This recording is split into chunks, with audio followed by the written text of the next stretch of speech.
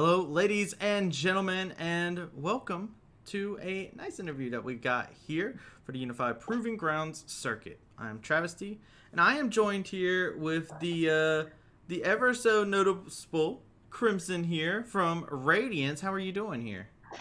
Yeah, I'm pretty good. How about you, man? Look, I'm doing fantastic. Thank you for agreeing to get this interview in with me. I think you guys had a very interesting series to start us off for our first week after Open Qualifier, and I want to touch on that real quick. You guys had an interesting way to go about the series. Game 1, Game 2, back and forth affair. Game 3, unfortunately, did kind of hit you guys in the wrong way. How was everything at that point after you guys had that scuffle at the beginning? I think after the first game, after we lost, we were all still confident, like as in our abilities to win the second game. And literally, like the second game after I saw what they picked, like I actually thought it was the freeze tournament game. And like honestly, the third game, like we knew we were better than them. We could have just drafted like a Cinder comp, but we wanted to go. Well, we wanted to end it off in a good way. I can understand that. I mean, look, sometimes you get that confidence and whatnot. You get to see the composition, see how it plays out, and you're like, hold on, we got this. And you know what? You're Trendamere mid, man. That was something else that was spicy. We were like, everybody on the desk was just like, okay, he's bringing top laners into the mid lane. Let's go. But yeah, we didn't test that tournament at all in scrims. Like it just looked like a great pick, and yeah, that's pretty much it. They just had faith on you to run it for them. I Yep, like that. exactly. I like that. I like that. And is that something that we can expect to see from you a little bit more? Is this the beginning of the champion ocean that we are staring into? Yep, for sure. I definitely have a lot of pocket picks mid lane that I want to test out, and I'm definitely not afraid to show them. All right, hello. I'm excited. You got me all excited for your matchup coming up, man. And you guys do have interesting competition in terms of Team Ambition, who has had their own style that they're trying to utilize. And 100 Thieves Nets, they turned around in their interview and they said, well, Fnatic, to quote him, was just like, yeah, this was kind of a little bit of a wake-up call to be like, yo, I got to recognize that these guys have talent. How are you guys feeling going in there, seeing how 100 Thieves had their match against Team Ambition? I think we're all really confident still. Like I have no doubt in my mind that we'll win tomorrow, and we'll eventually get semis and then finals, hopefully against 100 Thieves. Oh, okay. So you want the setup, is what I'm Yeah. hearing. The storyline writes itself there. And, this is the question that I was about to ask. Is there a team in particular that you want to face? Or is it just like you're like, I want the 100 Thieves Nets run back for, the blood feud there? I think the only team I really want to go up against right now is probably just 100 Thieves. Yeah, I really want to face my brother, and I want to show him how what my team has to show or what I have to offer. Gotcha. I got you. And last but not least, I got to ask the big question. Why mid Mm-hmm. lane? Everybody else is Why a top not? laner, man. Well, I mean, for top lane, like I honestly like that was my first ever role I wanted to try, but Mhm. I noticed that both of my brothers wanted to play top lane, of course, but like I wanted to be kind of different, you know. Like I saw like I don't know if you heard about Yasuo, but he or like the streamer at least, like Mhm. I really enjoyed watching him and like the champion pool he played. So after like some thinking and some time, like I'm just like I want to play mid lane, you know. That this was the role that meant for me, you know. And I feel like just mid lane can impact a lot more to the game than top lane. So I just wanted to honestly go for it. I think some people would agree with you on that one, for sure. But it's very interesting to hear that you were kind of inspired from a content creator. So we're gonna have to see if you can go the distance and be able to show everybody what Crimson has in store. That being said, is there anything that you would like to say to anybody who's cheering you on individually, or is a big Radiant stan? I just want to say thank you for all the support, guys, and hopefully we can win and eventually face my brother in the finals. All right, absolutely. With that being said, ladies and gentlemen, you heard it here. Wanting to pick up them dubs and make their way to the final, you can see Radiance's journey over on the Unified Proving Grounds Circuit stream that happens on Mondays and Tuesdays. You'll be able to see all the action. He just mentioned one of the games is happening on January 17th, so make sure you go ahead and check it out if you're not already there. And have yourselves a fantastic day. And we are back, of course, thanks to Travesty as usual for supplying cool interviews and whatnot here. Um, Hopefully, my camera now because I have closed out of Opera. All right, guys, I'm not going to be holding us back anymore here, Beatdown. But we had a pretty quick 2-0, and it looks like on the Academy side of things as well as we get back into this, based on the fact that we finished our two 24-minute games and they also had a 2-0 already up on board, means that that's probably pretty quick. When you have a best of 3 that fully completes within an hour, it tends to be a little one-sided, and that is definitely what we saw in that first one. But hopefully going into the second matchup, and of course the last matchup that we have here on the UEA stream for the day is going to be Radiance versus Team Ambition. And this is one, we also had kind of counter predictions on this one for you here, Beatdown. I think right. You ended up siding with Radiance, and I've seen some really good stuff from Team Ambition. So is there any other reason? Is there a follow-up reason as to why you picked Radiance, or is it just based on the fact that they have just been performing a little bit better than Team Ambition overall in terms of numbers? I think it's been definitely recent performances. This was admittedly a good bit harder for me to predict than the first one with 100 Thieves and no team. I definitely gave this one a lot of thought, and I think ultimately that I think Radiance, despite the fact that they have such young talent on their roster, I mean, a lot of them 15, 16-year-olds, when you look at Bluster, their jungler, you also have Crimson, who we just saw being interviewed by Travesty before you and I came live. Jolly. He's actually the twin brother of Sniper, who we just saw helped 100 Thieves Next dominate their way to a win in the first match of the night. So it's just such talented players, especially from that family. I don't know. I feel like we've done that joke. That joke's been done into the dirt, but that's not our fault because it's just the natural inclination of us as casters to make jokes like these, and they just have so many players in that family who are just ridiculous. And Crimson's another one. That's the thing. When you've already got 3 on board, it really does make a big difference for a team here.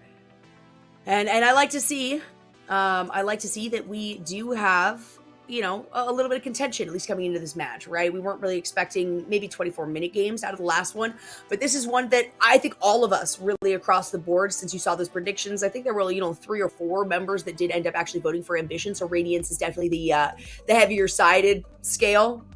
But this is, I think, definitely one of the more difficult ones in the past couple of days, really, that we've had, right? Because this is day number 3 for the closed qualifiers.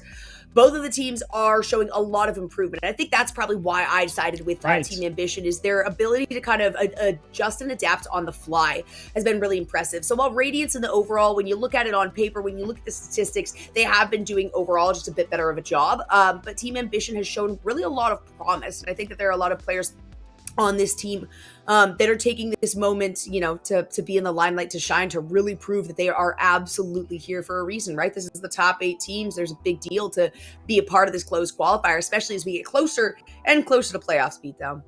That's right, and I'm excited to see how these teams are going to improve. The improvement they're going to show us on the day, Jolly, because even though I think Radiance are going to be the ones who come out on top here, I think Team Ambition are looking very good at this point as well, and how much they've improved. This is actually their players that I've seen out in Unified Premier League as well. A lot of these players who I think have a good amount of potential on their end as well. They have these unique drafts that they like to play, especially part of it being facilitated by their mid and jungle. Anti and Nemesis 9, both going for those AD picks. I mean, against 100 Thieves Next last week in their first best of 3 outside of the open qualifiers, you saw things like the Yone come through for Nemesis. You saw the Talon and Zed come through from Ansi. So these very aggressive picks that they try to make plays with, that I think if Radiance aren't prepared for these things, they could get snowballed and lose. Yeah, and not only that, but I think what the talent ended up working out, they don't always work out in these kinds of situations. True. Definitely something where Team Ambition, hey, they've got a lot of ambition when it comes to playing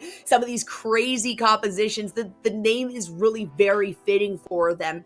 And I do think just the consistency coming out of Radiance is really something that you also have to kind of, point out, right? Raheen and Light Pulse are incredible bottom lane. We just had that interview with Crimson, who is a standout player. And I think consistency is one of the biggest things between, like Sniper, between Crimson. Between I don't even know if there are more than that, because those are the only three that I'm like, these are the three members that I'm familiar with. But my goodness, if there's more talent that comes out of that family, I sincerely think that we need to maybe freeze some of their DNA or something. Yeah, there's definitely a lot of potential in those genes, and it's as you say. I mean, we can start looking and talking over about the Radiance players. Porsche is definitely a player who's made his way around the amateur scene, but still fairly on the young side. But again, when we look at Bluster, Crimson, young players with a lot of potential. Crimson is someone I definitely have my eye on as well, because he is that aggressive player who the name of the game for this team, get Crimson out of lane. This dude is nuts when it comes to skirmishing, fighting. Just get him out of the laning phase and allow him to help the rest of your team go towards the win here. He does play a lot of mages, especially the Syndra, but the thing that he's most known for on the ladder is the Yasuo and the Yone, and if somehow Bluster manages to grab himself the Diana, we could see that Yasuo-Yone come, or the Yasuo-Diana combination come out for the squad, because we haven't actually seen Crimson bring out the Yasuo or the Yone in organized play yet. Yeah, I was going to say, we do have, I think, a couple of picks for Yasuo, Yasuo or Yone, only one or two, but I don't think it's been successful at all. I think if there was a player to make it work, it would be Crimson, but definitely a situation where you're kind of risking things if it doesn't fall into the meta as easily, if it doesn't fit the composition. I think that has been the name of the game for us in the last couple of days, really all 3 days here on the Proving Grounds, whether you were watching the open qualifiers, if you guys tuned into that, or even the close qualifiers here. We also just talked about it in our last matchup, right, with 100 Thieves versus No Team. There was a lot more of a pushback coming out of No Team when they had a composition, even though the game was the same amount of time, right? Even though the gold lead was absolutely massive for 100 Thieves at the end of it, there was a lot more pushback. It did take a lot more time for 100 Thieves to really get that upward climb, transition things heavily into their favor. So as I'm talking about the compositions, we are going to head directly into the draft here for this game number 1. It is, again, a best of 3. Radiance is going to be on the blue side, Team Ambition on the red side. We're already kicking things off with some pretty classic bans. Honestly, I don't think there's been a single game here where I haven't seen Caitlyn as the first ban for one of the teams, right?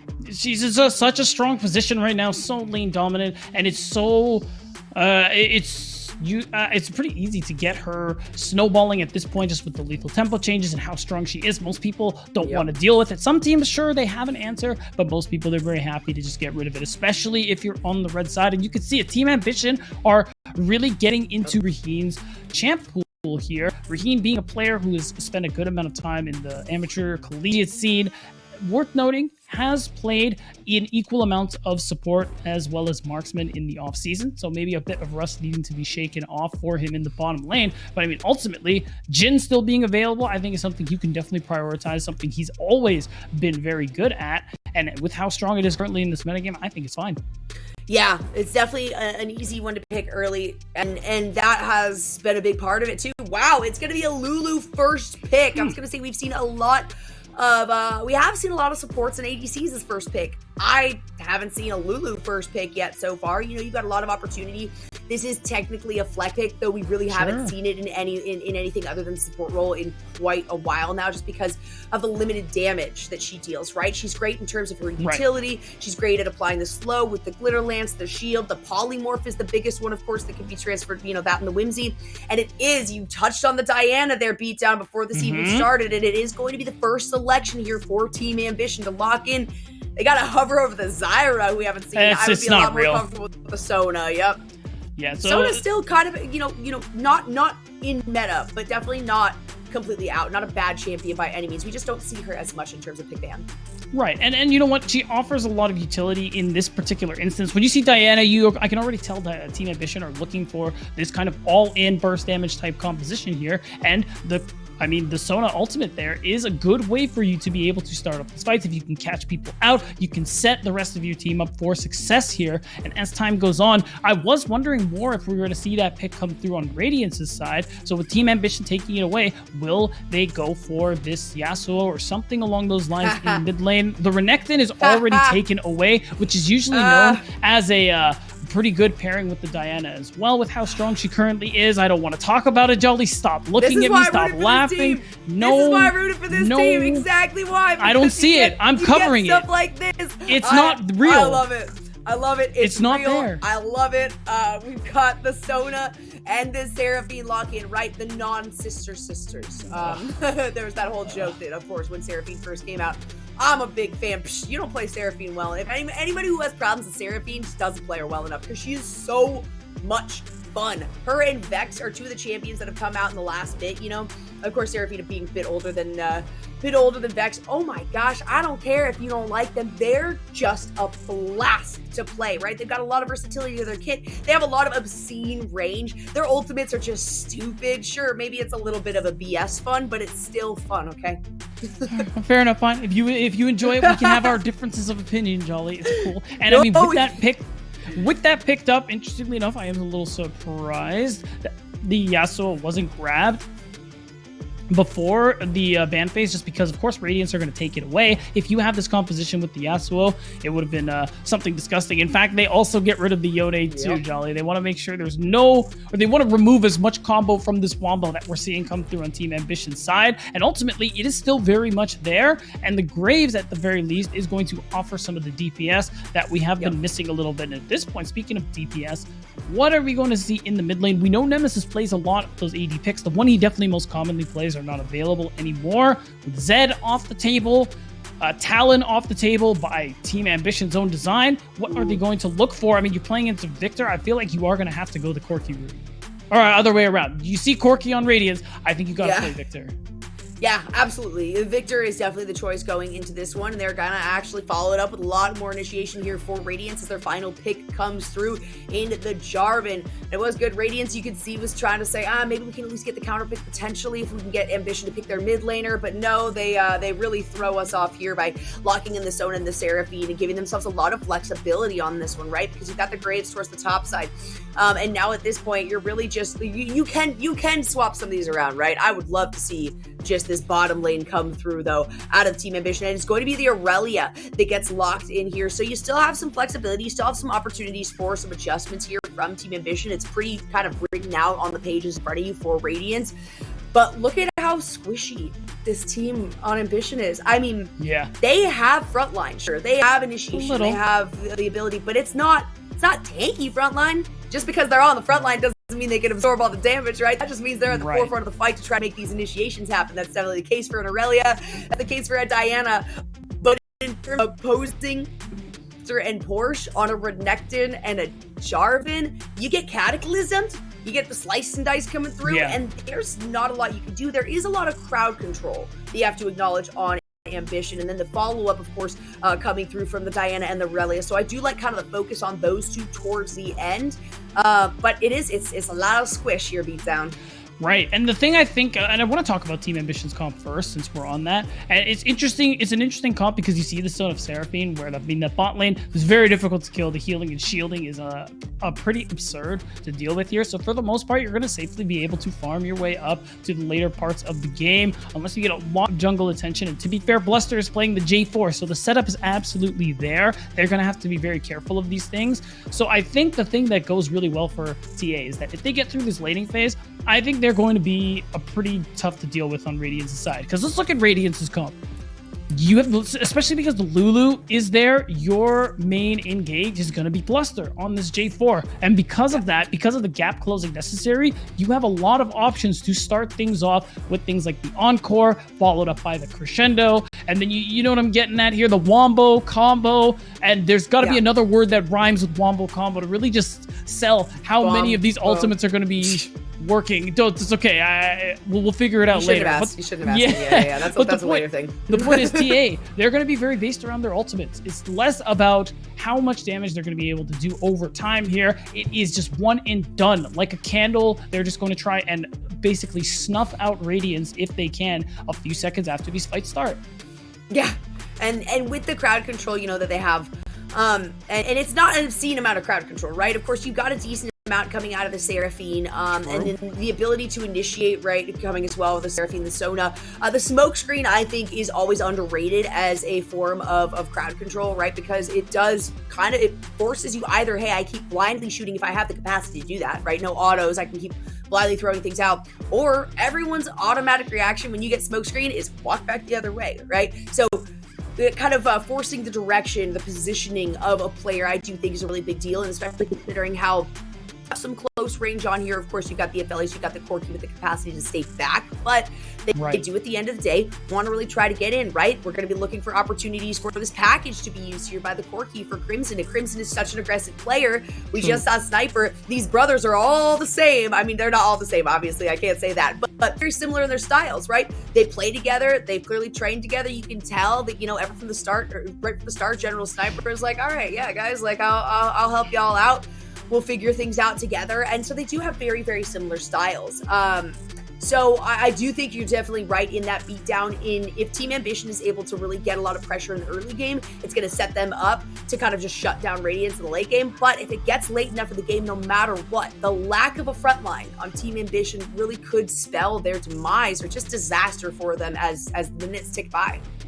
So the thing going for Radiance in their favor is that you do have some survivability when you think about all the bursts TA are looking for. You are going to get some of that shielding from Lulu healing if she goes the route of the Moonstone Renewer. You also have the Wild Growth to kind of help one of your squishies survive the burst damage coming through. And when these ultimate, and I really mean it, TA are very, very ultimate centered. If you get to these situations where ults are committed before major objectives, Radiance will have a very good opportunity to win out on some of these fights. So managing these abilities is going to be very key for TA, and of course keeping track of them will be important for Radiance. I think the thing going in Radiance's favor early on as well is that you have a very strong top side. Jarvan, Renekton, you're going to make Decoy and Anti's life very difficult if you manage to press that pressure point very hard. And that's what I want to see Radiance do in the earlier parts of the game. Yes, Zelda Seraphine is annoying. You can try to punish them, but Raheen and Light Pulse do have this survivability in lane, especially with that Lulu shielding. They're not going to be in a position where you have to necessarily worry about them because Sona Seraphine won't have as much kill threat as traditional bot lanes. So just Porsche, Bluster, use topside, put Decoy in the dumpster. If you want to win this game, I think you just take him out. You don't want to see him no more. Absolutely. Well, it does look like we do have time for a very quick break before we get into the games. So don't go anywhere. Again, this is game number 1 here, of course, between Radiance and Team Ambition. Another best of 3 set up here for the Proving Ground Close Qualifier. So we will be right back.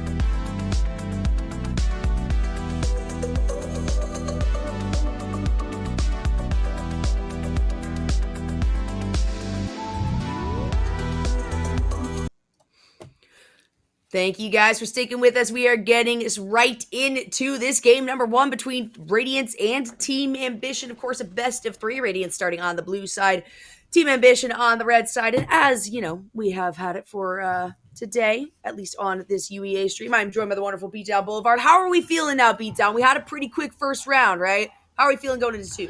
Feeling really excited. Both of these teams especially fighting for the chance to play their next game and qualify for playoffs, but they have to beat the opponent in front of them here. Radiance, team full of a lot of young players, some who have definitely spent some time around the scene, and Team Ambition, a lot of players who maybe haven't gotten as much acclaim, recognition in the amateur scene. And we're actually not going to see much of the game just yet. We had a disconnect. I think it did show up on stream, so very, very soon we'll be back into game 1. I'm still excited about it, though, even right now. Yeah. We do, of course, know that it is a player issue right now, so everybody cross your fingers, right, for the ISPs around the world to pull through for this for game. America, especially. America. I mean, I guess because we get servers, right? We have server benefits. ISP, pretty brutal, especially when you only got a choice of 1 or 2, as a lot of us in particular areas have that restriction applied to us. But we definitely want to see. That was actually the slight delay, the slight break that we ended up having to take was really, really high ping, and then followed up by an actual disconnect. Certainly something that you would rather see early in the game than towards the end or in the middle as a team fight is breaking out, right? You at least have the recoverability. The game hasn't really even started. There have been no kills. Nothing has died yet, not even a minion. So it at least is something that is caught early on. Hopefully something that can be resolved here, right? Because if this player isn't able to play at 100%, might have to pull in a sub of some sort. So again, fingers crossed, happy thoughts out into the universe, out into the Wi-Fi signals. Well, I mean, hopefully they're playing on Ethernet. But besides that, I fully agree with you, Jolly. And we're going to have to see. I mean, now we have this moment to just kind of take a breather and see what things are going to look like before we actually start the game. Again, I'm just interested in how this early game is going to play out. I highlighted towards the end of the draft how I'm expecting Radiance to play towards the top side. And that's still something I really want to see. You have this Jarvan, you have this Renekton, use it. Ruin Decoy's life in the top lane here on this Graves. Do not allow him to be able to farm things up. And because of Decoy will have the push, I wouldn't be surprised if we see Bluster start from bottom, 3 camp his way to the top lane for a very easy gank. And I think applying that pressure will really stifle what Team Ambition want to do, just because of the fact that a lot of wombo combo is there, and any follow-up damage is going to be on Decoy. So if you set him back, he won't be able to do that effectively. And we're back in the game, Jolly. Thankfully, as now we can see how the early game is going to play out. We do see some early vision placed. Nothing too crazy. Standard start, right? Yeah. Nothing too exciting so far. I think the big thing worth noting, Bluster did put that ward onto Anti's red buff. So the idea now is you know where Anti is, you know where he's going to be. And Diana, she can't 1v1 very early on. So Anti's going to have to be very, very careful. Yeah. I mean, I think that, just in terms of Team Ambition, you got to be careful in general. The fact that you do have the potential to kind of lose your ability to really stay heavily in this game. Big part that we talked about is no frontline, really a big lack of frontline, no tanky frontline to absorb a lot of aggression. And as we know, the more items the bruisers have, the more survivability they have, and the harder and harder it is to actually have a long sustained fight to where they get taken down and these squishy members towards the front don't. So I was kind of, not confused about the Graves pick, right? Because a lot of AD, and they definitely need that for this team. They have, quite a bit from Nemesis, but they want to round it out with something like the Graves. I guess, the question will be whether that will be enough for them if they get a lead here to actually lead into the late game in terms of stability, because they do, you've got lifesteal on top of it, right? You at least have some vamp that you're looking at. You have the heals coming from Chukis and Nightstar as well. So once it gets to the team fight stage, as long as Ambition isn't too far behind, they have options. But the farther and farther the Radiance gets ahead in the early part of the game, absolutely limits every single choice the Team Ambition has if they fall behind towards the later part of the game. Speaking of, Bluster did end up going for the 3 camp. Now he will be level 3 and applying some pressure onto Anti with those double buffs. Oh, yeah, he's going to have to flash. Gonna have to do it. Anti is taking that aggro, and it's going to be, oh my gosh, a flash away by Anti, who picks up really very little out of that one, right? After the fight, you do have Bluster still with the flash. Anti used the flash, and oh no, that is the last thing that we want right here, especially in a situation of an invade, of course. No, I think he's okay. It might have just been a delay from the problem we were experiencing earlier, because I did see Anti go for the recall. But ultimately, Anti probably is happy at the very least that he managed to pick up that blue buff. But ultimately, he had to blow his flash in the process here. So it's a really good call from Bluster to go for this play. He had Crimson move in with him too. Because of that, now Anti's under pressure. Diana needs itemization, needs levels, particularly that magic level 6, to be able to be actually competent in any sort of skirmish or dueling situation here. So now Anti has to be very careful about his pathing, and if Bluster runs into him again soon, well, I think that's going to result in a kill.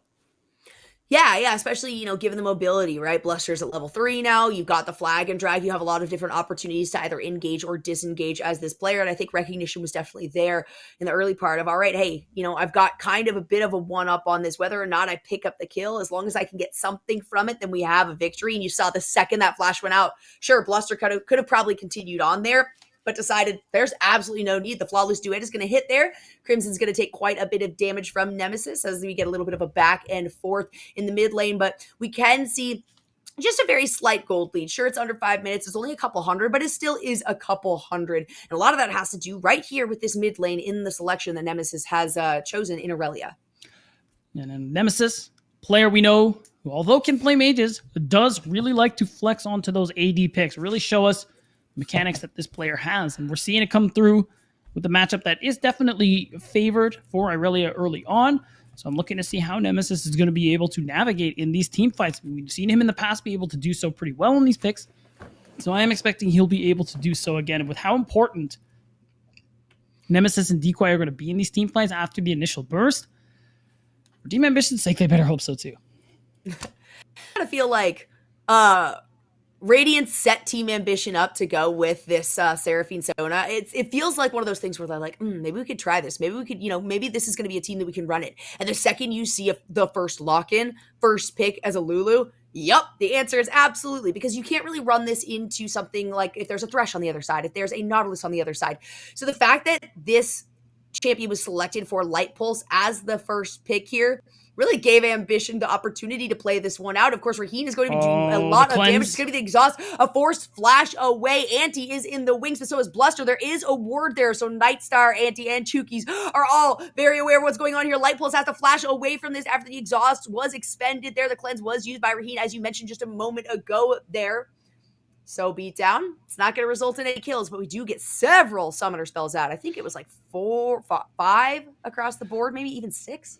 Something like that, but ultimately the play is actually very positive for Team Ambition, because the trades on the way back, because Anti was there first in the bottom lane, Bluster wasn't able to actually impact it the way he would like to. Because of that, first Dragon in Team Ambition's pocket, and this is a pretty big deal. Being able to stack up towards Dragon's Soul is nice. The initial stats on the Infernal Drake is also always welcome from the individual dragon. And ultimately, Team Ambition coming out on top, I think, so far as neutral objectives going here. Besides that, you look across the map, not a whole lot else has happened. And Porsche, it seems like, has been largely left alone on the top side of the map this far. Yeah, that's definitely more of an expectation here, right? Porsche is going to struggle at the first part just because you have a lot of range here from Decoy, but you also have to consider the fact that they're using Rage. They don't have to worry about mana, and Decoy, as Graves, is going to be expending a lot of it if he decides to pop out a bunch of Qs, if he has to use his smoke screen multiple times, right? Or even has to is forced to dash, whether it's for an aggressive play or to navigate out of this. So it's nice for Porsche in this matchup to say, cool, okay, I can sustain myself, right? He doesn't have the range really to push me out as much as he would like. And once I do, I'm going to be able to take this fight, no problem. And I'm going to be the one that Decoy is running away from. So far, not a whole lot else has gone on. Worth noting, too, we're at almost 8 minutes, Charlie, and it's still 0-0. First Blood has not come through for any team so far. It's definitely been a lot more slow, a lot more controlled, and a lot more farming than I may have expected, especially from Radiance's side. However, Bluster is getting very close to level 6. Anti is actually already there meaning the ultimates are starting to come online across the board, and that means that this is where Team Ambition starts to come online, where they can start to look for plays. Anti already has that Hextech Alternator, Amptome, a good bit of AP in the early parts of the game, and a good angle could start off a really good fight for Team Ambition if they want to make a play for the Rift Herald. That was the ultimate. That was Raheem. Raheem just ulted and he missed it. It went right in between both of those members there. And that means the Anti recognizes, hey, here's the situation, get a flash in. Everything is going to miss onto Raheem, though. And it was a good attempt by Team Ambition to make a play off of maybe a bit of a miss ult there from Raheem, but it turns into nothing. So it's a bit of saving grace here for Radiance's bottom lane. Yeah, right. I'm pretty sure he went for the red gun heal with that Moonlight Vigil, but ultimately not having to build flash in that play is a big deal, especially because Anti flashed and didn't get anything from it. Again, Summoner Spell back on cooldown, something Radiance could look to abuse in the coming minutes here, but ultimately, Bluster's going to be very happy with the fact that, hey, Diana's bot, no problem. I'm going to pick up Rift Herald number 1. We're going to see what kind of place Shelly can get for them in the top lane here, or rather, on the top side of the map, because Crimson is already on the way too. He actually has the package. Actually pretty good presence of mind for Decoy to just recall, not be part of the situation, ends up dodging what would have been a very dangerous dive. And so that means it's just going to be plate after plate going over into Radiance's pocket. That feels pretty good, especially considering the fact that Team Ambition has had a little bit of a lead here, both in gold and also just in creep. We can take another look at that mid lane, which was the most contentious of these lanes here. And you're looking at about a 20 gold lead still for Nemesis, which is to be expected, right? Aurelia has that advantage in the early part of this game. Crimson, being the one that was counterpicked here, is really struggling. But that means that this might even be the first tower under 10 minutes here as the Rift Herald is going to come out. Radiance picked it up. That's going to be the one charge off of Shelly, and that's all you need to say, all right, this is the gold that we were looking for. Decoy tries to go in with some damage, but again, Bluster has so much mobility. He's going to be able to flag and drag here. The ultimate actually comes out from Decoy, trying to get a little bit of additional damage on, and in goes Aurelia. Vanguard's edge comes out. Porsche just has to use the dominance to escape from this one, and Bluster is already the heck out of there. So again, more summoner spells expended, more ultimates expended. Nothing to come of it. The charm, the ulti from Nightstar is going to look down and look at the damage that is coming out of Seraphine. It's going to be a 10.5 minute first blood here for Nightstar. And on the Seraphine, no less. Very nice encore coming through to get him under tower range. And now Raheen is in a bit of trouble. Luckily, he does have the flash. More than likely is going to have to commit it because that power cord, power cord is all it's going to take. That crescendo was totally unnecessary, all right? Just in case. I'm pretty sure the death already came through, but hey, if you want to commit to it, you know that you have the opportunity. Might as well as we take another look at the replay here for that play. Right, and I was expecting this to be Raheen and Light Pulse applying a lot of pressure because you know Sona is in the mid lane, that the Seraphine is alone, but look at the timing. Ends up getting charmed, and just in time for that melee minion to die and Light Pulse to take all the aggro. Really nicely done here from Nightstar on the Seraphine pick, getting the unexpected 2v1 kill. At least it was unexpected if you were Light Pulse. Yeah, definitely. Not unexpected if, again, I mean, I was talking about busted ultis, right? You're looking at both Nightstar and Cheese. You're looking at the Crescendo. You're looking at the Echo. You know, these musical ultimates are insane. They have crazy range. You got a lot of crowd control, whether it's the charm or even just the hard lockdown that you're going to be getting from the Crescendo. And sure, Chukis might have accidentally thrown it out a little bit early, had a lot, had a lot of momentum going forward on that play. Really wanted to ensure that they were going to be able to take down both members in Raheen and Light Pulse. It's worth the toss out there, right? Light Pulse still hasn't even hit level 6 yet, and Chukis is now halfway off of cooldown for Crescendo. In the meantime, Radiance recognizes that they do have Team Ambition having just recalled, so they are going to pick up the second dragon of the game, an Ocean Drake in that. We can see that the soul now, beatdown, is going to be a Mountain Soul. Both teams are one dragon apiece, Jolly, so the soul so far is anybody's game. Worth noting, Nightstar has ultimate, it is coming back, Chukis doesn't, but because of this wave clear from Seraphine is so good, the dive is no longer possible, especially with Anti there just to cover it. Overall, it was a good read, and honestly, even if there was a wave, had they gone in, they may have regretted it. The problem is, okay, they must know. Yeah, there was no echo at the time. Oh, Or Auntie's encore, there. sorry, there was no encore at the time. Auntie's gonna go in comes the ult with the flag and drag, Damage followed isn't up there. by the Cataclysm. Tricky's is taking a Oh, lot, but it looks like big Auntie's going for it. combo. And oh my goodness, what an encore again! Nightstar really shows off why they are comfortable with taking this selection. Crimson tries to come in for the assist and then very quickly realizes, I do not want to be a part of this. It's gonna be a double kill going over to Auntie following a flash. And I do hope we see a replay of that one, because overall, really nicely played from Team Ambition, making it so Raheem doesn't actually get to participate in that fight. And in doing so, the Cataclysm ultimately doesn't mean anything. You have a Jarvan who is going tank, which means the damage is nice, but once the combo is out, once the abilities are all cooled out, you're not autoing anybody to death anytime soon. And we're going to see the replay of how this fight came back. Keep an eye on Ante and where he is, and watch what it does to Raheem. Yeah, they're able to start things off, but they know the Moonfall is available, so Raheem is trying to very carefully avoid it, but what he doesn't realize is that Ante has his flash back up. Yeah, risky play here for Radiance, and Crimson, Truly. of course, does make it out. But Bluster went in really hard, right? We saw the flag and drag forward. There was no flash available, but then immediately followed up by the Cataclysm, and you got to consider, hey, if you are going to Cataclysm, you are also stuck in that, right? You don't have a flash. Yes. You don't drag.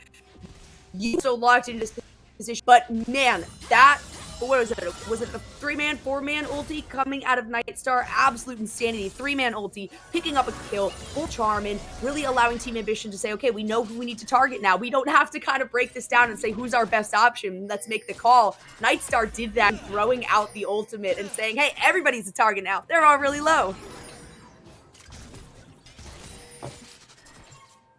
Now as we go back to just farming things out, we take a look at the gold lead. Just take stock of the situation we're in here. Team Ambition finding the early leads that they were hoping for here. And it is off the back of their bot lane. And of course, Anti's participation in this bottom side, on the bottom side plays that have come through. And you can see it, the gold lead over time here in the charts.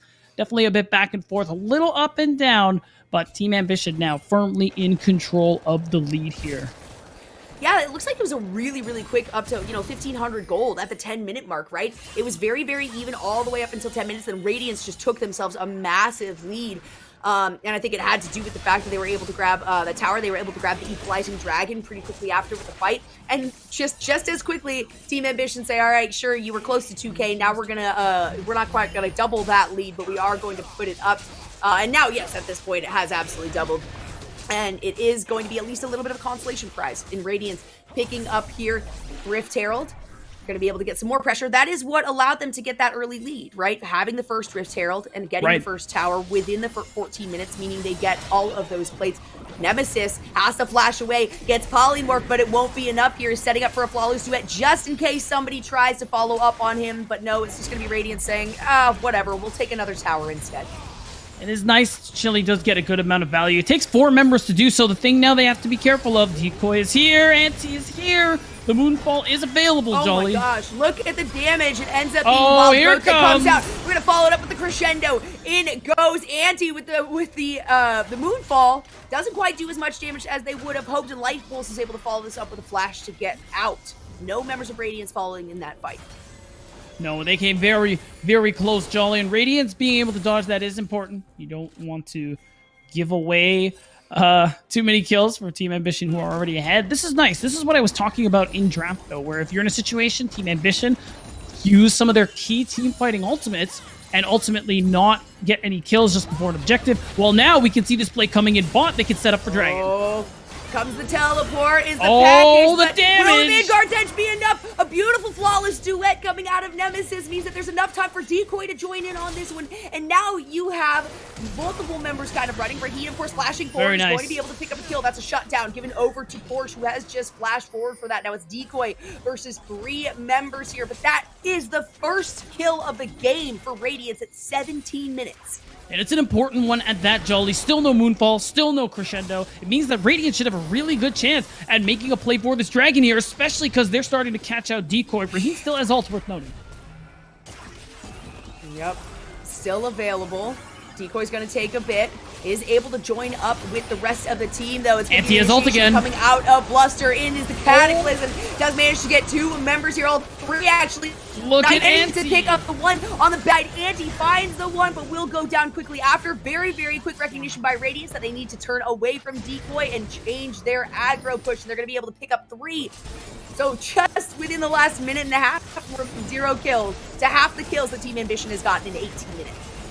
And I mean, this fight, for the lack of a better term, was ambitious from Team Ambition, and you can see how it plays out. Again, the team fight ultimates aren't quite there where you want them to be. Despite that, Chukis does get a pretty decent encore, but I think when you have people splitting up where they want to be and what they're doing, the fact is you don't end up taking down the core members of Radiance, and you can see it in the fact that Crimson throughout most of that fight retained a lot of his HP. Raheen did the same, so they were able to throw out the DPS as needed, and that's going to allow Radiance to catch up a little bit while picking up some shutdowns, as we saw, and they've kept this game now just under 2,000 gold. That's huge. That's a big difference, right? They minimized the gold lead by more than half. I think we were getting close to about a 5,000 gold lead that Team Ambition had, and a big part of that, they had bounties on the heads of 3 or 4 members. So now, as we quickly see here, it is still, of course, in favor of Team Ambition. Thank you, production, for constantly pulling that up for us. But all right, getting close to the 4,000 mark, and now it has been about halved right here. Feels pretty good for Radiance to be in that position, especially leading in towards the 20-minute mark, right? Once you get Baron spawning, you're kind of toward the late half of this game, or the late game portion, at least, mid to late game. And that's where we were talking about the composition for Radiance, finding a way to excel in the fact that they have these frontline engagers that can also a lot of damage. For Team Ambition, sure, they've got engagement, but they don't really have somebody to take aggro. Well, at the moment, Team Ambition putting a lot of pressure in this mid lane here. So far, nobody's shown up in the bot lane, so Radiance are going to take this opportunity to try and shove it out, potentially threaten that tower with so many people away from this lane. You actually have Bluster going for the invade as well. He might catch somebody out, but we're at a point where Ambition, they have a lot of their ultimates ready to go. Most of them are in this bottom side of the map, so now you just want to try and make a play for this turret and hope you can walk away. They get 1 and 1 in response here, so it's 3-2. 20 minutes and 5 towers down. Pretty good for both of these teams. They've got at least a little bit of pressure both on opposite sides of the map here. But the mid lane is clearly where both of these teams are joining back up. Trying to find a solid team fight, trying to find some of this mid lane pressure. And of course, a lot of that has to do now with Crimson being able to kind of turn this around, facing an uphill battle in terms of items, in terms of experience and gold they've been able to accumulate from minions. You can see that it is still about a 50 lead in favor of Nemesis here on the Aurelia.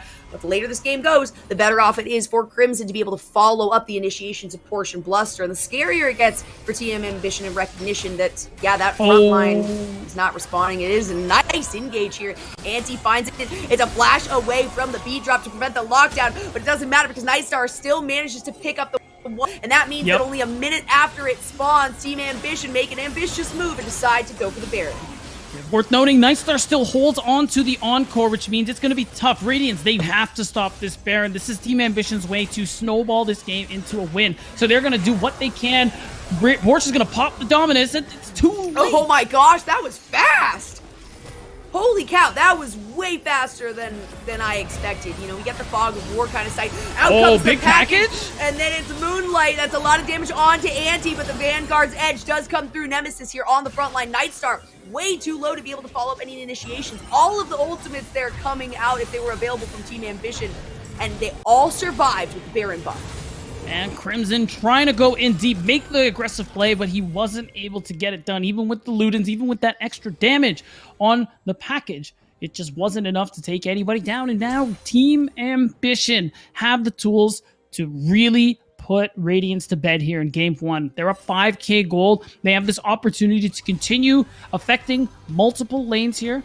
For the most part, they've just been focusing on 4-1ing, having Decoy split into the side lane, and having the rest of the team as the core 4 in the mid lane. And because of how all their ultimates work, at this point with this gold lead, they could even look for 4v5s if the Wombo is strong enough, Jolly.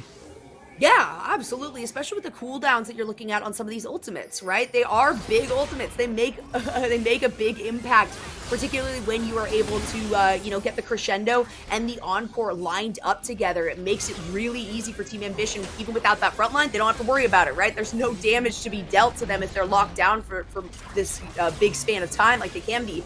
So that means that it's up to Radiance kind of to say, okay, can we get their ultimates out? Can we put them into situations where they think maybe they have the upper hand, but they don't, and we survive, and we at least get that little bit of an upper hand, because now Radiance has to kind of pick and choose and find these small victories instead of looking for massive team fights that they will take over or topple over.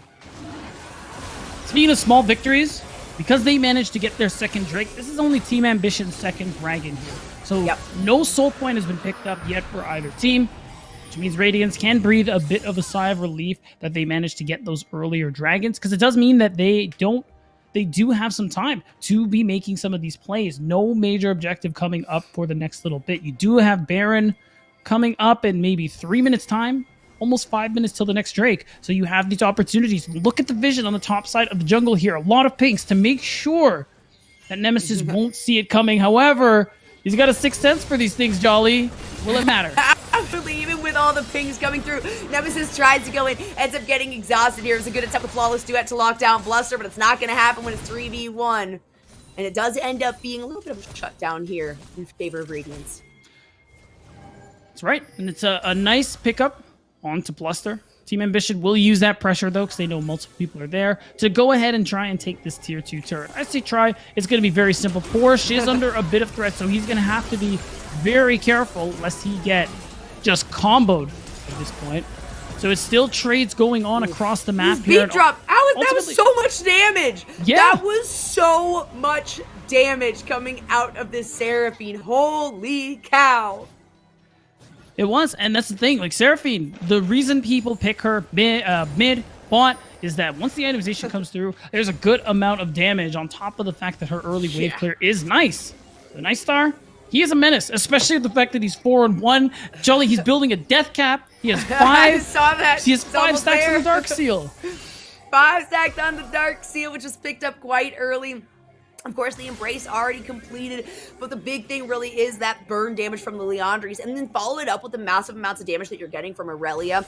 Already having the Blade, already having the Gore Drinker, right, for survivability, so that's why we've been seeing Anti going in, or sorry, not Anti, but Nemesis going in so darn hard and surviving a lot longer than he should be, particularly because he is itemizing to be that front line here. But then you got Graves as well, now having completed the Bloodthirster on top of that Blade. So, I mean, it's looking good for Ambition. Everything that we were kind of talking about beat down before the game started that they needed to kind of check the boxes off of in the early part of the game, they excelled at. And while Radiance did have some really solid counterplays, they've been able to pick up a lot of towers. They've been able to get 2 of those dragons and at least set Team Ambition back.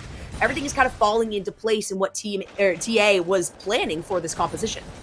And I like how TA have been using their solo laners here, with how the core 3 when it comes to Wombo Combo and Anti-Night Star and Chookies are basically part of the core, and they're just slotting Nemesis and Decoy out as they see fit. Now it's Nemesis who's splitting alone on the side, and he's going to require an even bigger presence than Decoy would.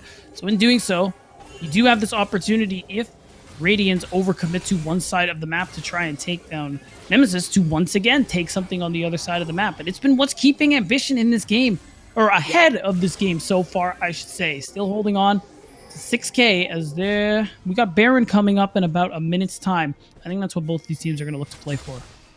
Yeah, and not all is lost. 6K, certainly not a big deal. I mean, nothing that we even saw close to in the shorter games that we witnessed earlier today. If you were around for the No Team versus 100 Thieves X game that we saw earlier. So Radiance definitely not out of it. And again, the later and later this game goes, once we hit the 30-minute mark, hopefully at least Radiance has had the opportunity to get enough gold to finish up their third item, because that's really where Team Ambition has been finding a lot of success too, because there's so much damage in these champions if they are at that third item. And we're not only looking at that, we were just talking about it for Nightstar, for instance. Sure, all 3 items completed now that that death cap has been finished, but then the 5 stacks on the Dark Seal on top of it, that's an investment that, you need to kind of find in. And Nightstar has only gone down once towards the earlier part of this game. So they're feeling very confident. Yeah, and I like what Radiance are doing here. There's a bit of vision on the top side of the map, but they're focusing on the bottom. Are they forcing this? It is. It's an initiation. Out comes the encore. It's going to be followed up at the crescendo. Somehow manages to miss everything, but a flute There it flashes is. out. The Anti get the fight that they were looking for. Nightstar finding the one of the Vanguard's edge coming out. And oh my gosh, was Raheem even there? Maybe for half a second until the Vanguard's edge came out. And so well done. Look at the damage in that fight. Almost 4,500 just coming out of Nightstar. And that was maybe, what, 7, 8 seconds of combat? Maybe even that. And the thing is, too, this was I actually like the play Radiance were going for there. They knew that they needed to set up vision around this dragon so they could try and get their soul point. They know how important these ultimates are to Team Ambition's comp. They tried to force them out and hope that they could walk away and reset to fight for the dragon, but it doesn't quite work. They do get caught out. The bait is taken, and now, because of the Team Ambition, we'll be able to get the second Baron here. We probably will have a dragon trade, but the Baron is already gone, and Radiance are making their way to this bottom side of the map. This will be taken by Radiance, so this is really your only consolation. No, there's an opportunity for a steal here. There's a chance. Oh, it's going to be taken there by Radiance. Of course, it was Decoy. That was the one that was going in. That's what I like to throw out the ultimate, right, as the Graves. That's kind of your best opportunity. No. There it is, the encore. It's at least going to catch the one, followed up by the beat drop, and that will lock down force towards the backside. That means the front 3 members here of Team Ambition are going to be going in to come out, followed up with the dance from Nemesis, who is doing so much damage. Totally okay with taking this tower, at least for the time being, to chase the members of Radiance off and away. And not a single member has lost the Baron buff once more, even with a fight immediately following up that take. We're going to see a replay of the fight that just taken place after the dragon is taken here. You can see it on the minimap. Because of how quickly the Baron was taken, immediately Team Ambition are moving their way to this bottom side of the map. And once again, despite their best efforts, Radiance not able to actually run away. And because enough time passed, the ultimate cooldowns came back. And at that point, that was all she wrote. Radiance just give away another chunk of gold here, and it was all off the play earlier where they tried to bait out the team fight ultimates of Team Ambition. And it was, a good take by Radiance there to find that dragon. They at least set themselves up for the soul, but what is their opportunity of getting it here now that Team Ambition has managed to pick up this Baron? They have broken into the base of Radiance. While they didn't find success down on the bottom side, they have 2 Baron buffed cannons now hitting this inhibitor. They're just looking to take the one inhib really, and then probably head back out, put some more vision down in the opposing jungle. Anti potentially looking for something more here though. And Beat-Drop's not going to find in the encore. That's going to be the first one that we actually see miss here by Nightstar. But again, not a super long cooldown, and the rest of the team still have theirs up and available if they do decide to engage here. It looks like Radiance is going to be really careful about this, though, completely recognizing how much damage Team Ambition has over them. Right. Now they're going to make the play onto Anti, but he's going to stopwatch. So, I mean, that's it. That's the play. Yeah, that's well-timed. Anti will take a lot of damage, will end up going down thanks to the cleave there from Porsche, who ends up using the Dominus, trying to stay alive, trying to stay in this fight. That's one of the members now who does not have the Baron buff, but it's going to be the second inhibitor now to go down in favor of Ambition. And Radiance, even with their frontliners, have been taking a lot of damage here. This is probably now the time when Team Ambition says, okay, you know what, that was good enough for us. We can probably leave on that note. Right? I mean, you don't have Anti, big part of your core 3 in terms of ultimate combos here. Question is, they're going to turn back.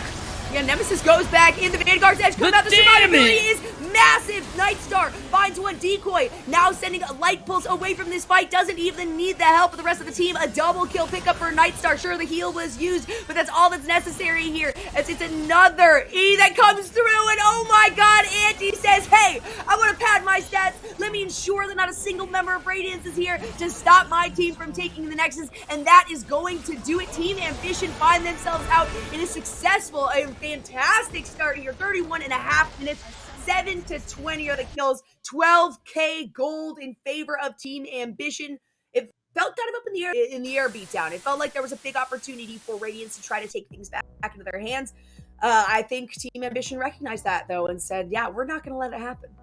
I think I want to give a lot of props to Radiance, all things considered, for the thought process behind the play around the fifth dragon spawning. And I think that was really smart to try and force out those ults and then make a play for dragon after you reset, walk back, TP back, whatever the case may be. But it didn't work. And I think at that point, that's when we really knew this game was over and Team Ambition were going to take it down. We're at this point where everybody's level 16. Those cooldowns are as short as they could possibly be, not to mention the ability haste factoring in for a lot of these players too, means that these windows were very short as it was. And every time they tried to get those ults out, it always cost so much that it never ended up being worth it here. So although Team Ambition won't probably get to play Sarasona Seraphine next game, I think this still ended up being really good for them. They played around their team fight also very well. And ultimately, I think Anti as well did an especially good job despite the early game pressure he was under. Yeah, that, and I think, obviously, Stan, you're going to be looking at Nightstar, right? Seraphine was able to get so many of those kills.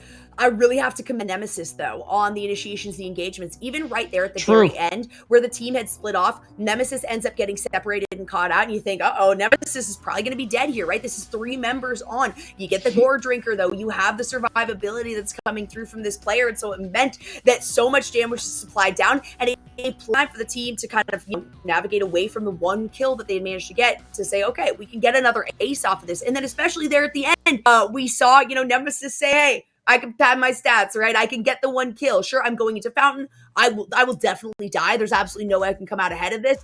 But if I am capable of taking this kill, that just boosts my own individual ego and ensures that nothing can happen when my team tries to take this finally. So we can see right there, just about 10 minutes was the one opportunity that Radiance had where they were, 1,500 up, more than the only time throughout that game, and close to 13 or, just over 12,000 in the lead for Team Ambition. But look at that nice little curve downward, right? It wasn't one big play that got them that. It was these it was the Baron play, it was the following Baron play. It was allowing Radiance to take control of those dragons by recognizing that the Team Ambition didn't necessarily need them. And yeah, it was just everybody playing on the same page. It's beautiful to see that work out. And Radiance is going to stay on the blue side going into game 2 here. We're going to see if they can find a way to secure themselves some a different kind of power pick to be able to hopefully win things out there, just because of the fact that I thought the draft was fine. Didn't play the early game like I was expecting they would, because I think they did need to hard snowball a lane early on, and it just wasn't panning out. Once we got to level 6, it was probably done and dusted. But I think we're going to see things change up just a bit during the game 2 draft. So, fingers crossed for a game 3. We'll see. Oh, yeah. We always want that, of course, especially with this being the more contentious of the 2 matches that we've been looking at. My fingers crossed is maybe no first pick Lulu, but we're going to have to figure that out. Of course, we're going to be going into draft after a very quick break, so don't go anywhere. We'll be right back. Game number 2 here between Team Radiance and Team Ambition. Hi everyone, welcome back. I'm Izzy. I'm joined today with Anticipation of Team Ambition. Anticipation, how are you? I'm doing very well, and you? Good. Now, thanks for speaking with me today. Before we talk about your last series against 100 Next and your upcoming series against Radiance, tell the audience a bit about yourself and how you got started in competitive League. So, I'm Vincent, or Anticipation, as you wish. I've been playing competitive League of Legends since 2K16. I was playing a couple of Battlefy tournaments with my friend, the good time and everything. And in 2K20, Season 10, I started playing in UCL, which was a really good league at the time, and it was between Diamond 2 and Challenger, and Master Elo that you could participate in. And so I went to Challenger, which was over the limit, and I started trying out for big teams and everything like this because I had more potential than just UCL. So I went to UPL with scouting for Pro Scene, which was a pretty good team at the time. I tried to qualify for different for big rounds tournaments. It didn't work out that well because I had limitation about my schedule and everything like this. But I was doing pretty well, even though I was playing a lot of WoW at the time. I was only Diamond 1 45% win rate, even though I was 56% win rate Challenger last season, since I was spamming WoW a little bit too much. And then someone helped me out a lot with this, and she helped me getting through this 55% win rate Diamond things, and I went to Challenger back in only 2 months, so I was pretty proud of myself. Nice. And there I'm now with Team Ambition doing pretty well in this tournament, so I'm pretty happy about it. Yeah, are there any nerves kind of going into your first big circuit qualifier for Proving Grounds? I don't feel the pressure, I'd say, because I've played versus a lot of the players in solo queue, and generally I'm doing pretty well. So I'd say I don't have any nemesis or like stress about it. I feel pretty confident in general. Yeah. Yeah. And how long has this Team Ambition roster been together leading up to the circuit qualifier in terms of practice? We have been practicing only for about 2 weeks, I'd say. So, like at the start, we had 5 scrims or so into it, and then we developed our playstyle progressively by playing a couple of scrims, built like block of three only, and we're still doing pretty well. Aggressive playstyle, and we liked it. But yeah, a short amount of time together, and we bound pretty well. Absolutely. And in such little time, you guys were able to put up a great series and take game 2 off of 100 Thieves Next in the first day of groups with 4 dragons stacked and a pretty dominant scoreline. And even in the other 2 games, you guys definitely putting up a good fight. What do you Thank think you. enabled your team to do so well in that match? And the one we won, or Yeah, and the one you won, maybe just the whole series as a whole. What do you guys think that you did well? okay, so we had this big name, right? General Sniper, which was like their biggest like player, and the guy we needed to play around, not play around, because he will definitely wreck us. So we decided to play bot side and try to counter the jungle, which was probably one of their weakest part in their team. So we really played around it, and we tried countering what they were doing, so we get a good lead in CS and everything, since the Xinjiao driven meta is pretty weak, I think, and Assassins can definitely get a big lead, as I have done in the games. So yeah, we played around the fact that they could get the lead in CS, play around bot lane, Nemesis, my mid laner, which has pretty good mechanics. We're playing sides, and we tried to just ignore General Sniper as much as we could and get the lead for ourselves. That was really smart. And, that might just be the secret sauce to, beating them. And, aside from what you guys have done well, what were kind of things that you learned and what you took away from this series that you're going to really focus in on in order to find success against Radiant this next week?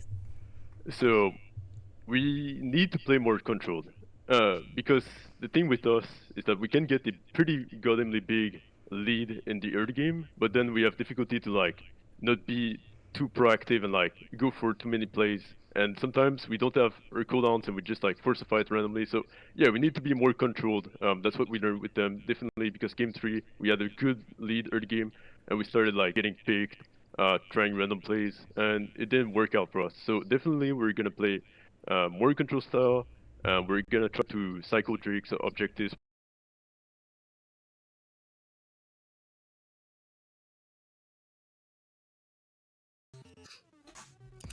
We're back, of course. Thanks for those fantastic pre-recorded interviews, as well as, of course, the post-game interviews that we are going to get, and we have already gotten between our first match, and it is match point now, beatdown for Team Ambition, so they are looking forward to potentially being the winners, the ones who get the opportunity to have that interview, the post-game interview with Izzy here. But Right. Radiance, they've got the hunger. This is a situation where whichever team here goes down ends up going home, right? You're out of the tournament.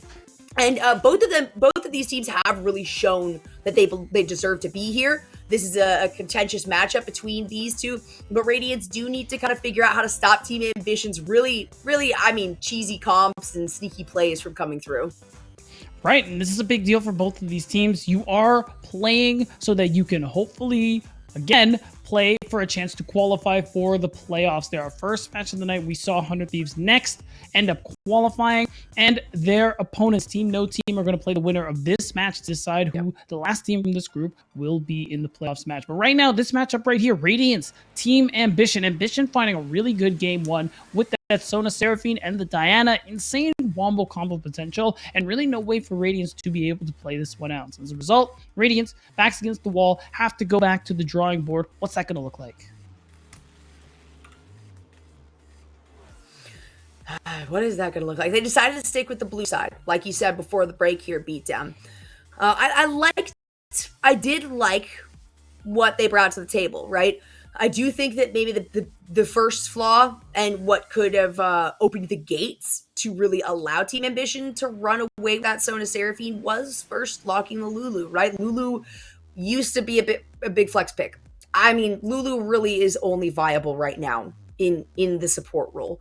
And so by saying, hey, our first pick, we're investing this much into this player, it allows Team Ambition to say, all right, what can we do to have fun? And this is one of those teams where if they find some cheesy maneuver that works incredibly well against against really just a caster support, an early pick caster support, they're going to go for it. It does give potentially the opportunity for Radiance to, kind of switch up their bans and try to take one of those away. But it's one of those things that they don't really want to have to do, right? They had the Olaf, the Zen, the Karma. Now, Karma is incredibly strong. We just all really hear, with the Seraphine, anything kind of works, but it's the crowd control that allowed Team Ambition to run wild. Radiance being once again on the blue side is still kind of offering Team Ambition, though, the ability for the counterplay here. So I'm assuming that Radiance is going into this having chosen blue side with a firm decision of, okay, this is what our first pick is going to be. This is what's going to turn things around. Here we go. We're going to go into Game 2 Champ Select to get an idea of what this one is going to look like. So far, Radiance still prioritizing that Olaf, getting rid of it. But it's as you say, Seraphine, maybe Sona, going to be banned away. Probably just Seraphine. I don't think you need to ban both necessarily, since there are much less situations where you can actually pull out the Sona. But for Team Ambition, I'm wondering what they are going to look like as well, just because if that option is actually taken away from them and they can't go that route, what will their team composition look like? I mean, we know Nemesis good on the AD picks. The Yasuo Yone is definitely a big thing of his. Also, we saw him play an excellent Irelia in Game 1 as well with that Gore Drinker. Nobody was ever going to kill this guy. So the mid jungle is especially an interesting one to me, just because they like to play a lot of interesting picks. They do. Now we have Team Ambition. They get to decide, all right, do we want this up? Do we still want to ban out the Kayn? There wasn't really any of the picks here in this last matchup that were very difficult for Team Ambition, right? There wasn't quite one particular outstanding champion or play. It was really good teamwork and cohesion where they were able to find themselves successful fights. They were able to shut down Team Ambition, but it wasn't that. And I'm not sure what happened there, if they missed their opportunity, if maybe there was actually a ban there that is going to come through. But I guess we'll find out. All right, we'll wait for production to let us know. It is going to be a switch over to the Viego, and I think that is a much more efficient first pick than going with a Lulu. It really just kind of reveals your hand as to what you plan on doing in terms of the composition, trying to focus on getting some utility and pushing really early towards the bottom side of the lane. Now it could be anywhere. So it's looking like we get confirmation Team Ambition ended up missing their ban, so it will be null. And at this point, it does allow Radiance to go for a power pick right there in that Viego. It is nice because overall, even though it's not too strong early, scales really well. And as you say, Jolly, it doesn't give away a whole lot of what team wants to do because he's a very flexible champion. You can run him in different kinds of compositions. But worth noting now, Anti, the Talon that he does like to play, even though it did lose against 100 Thieves next, it is something that he can get a lot of work done with here.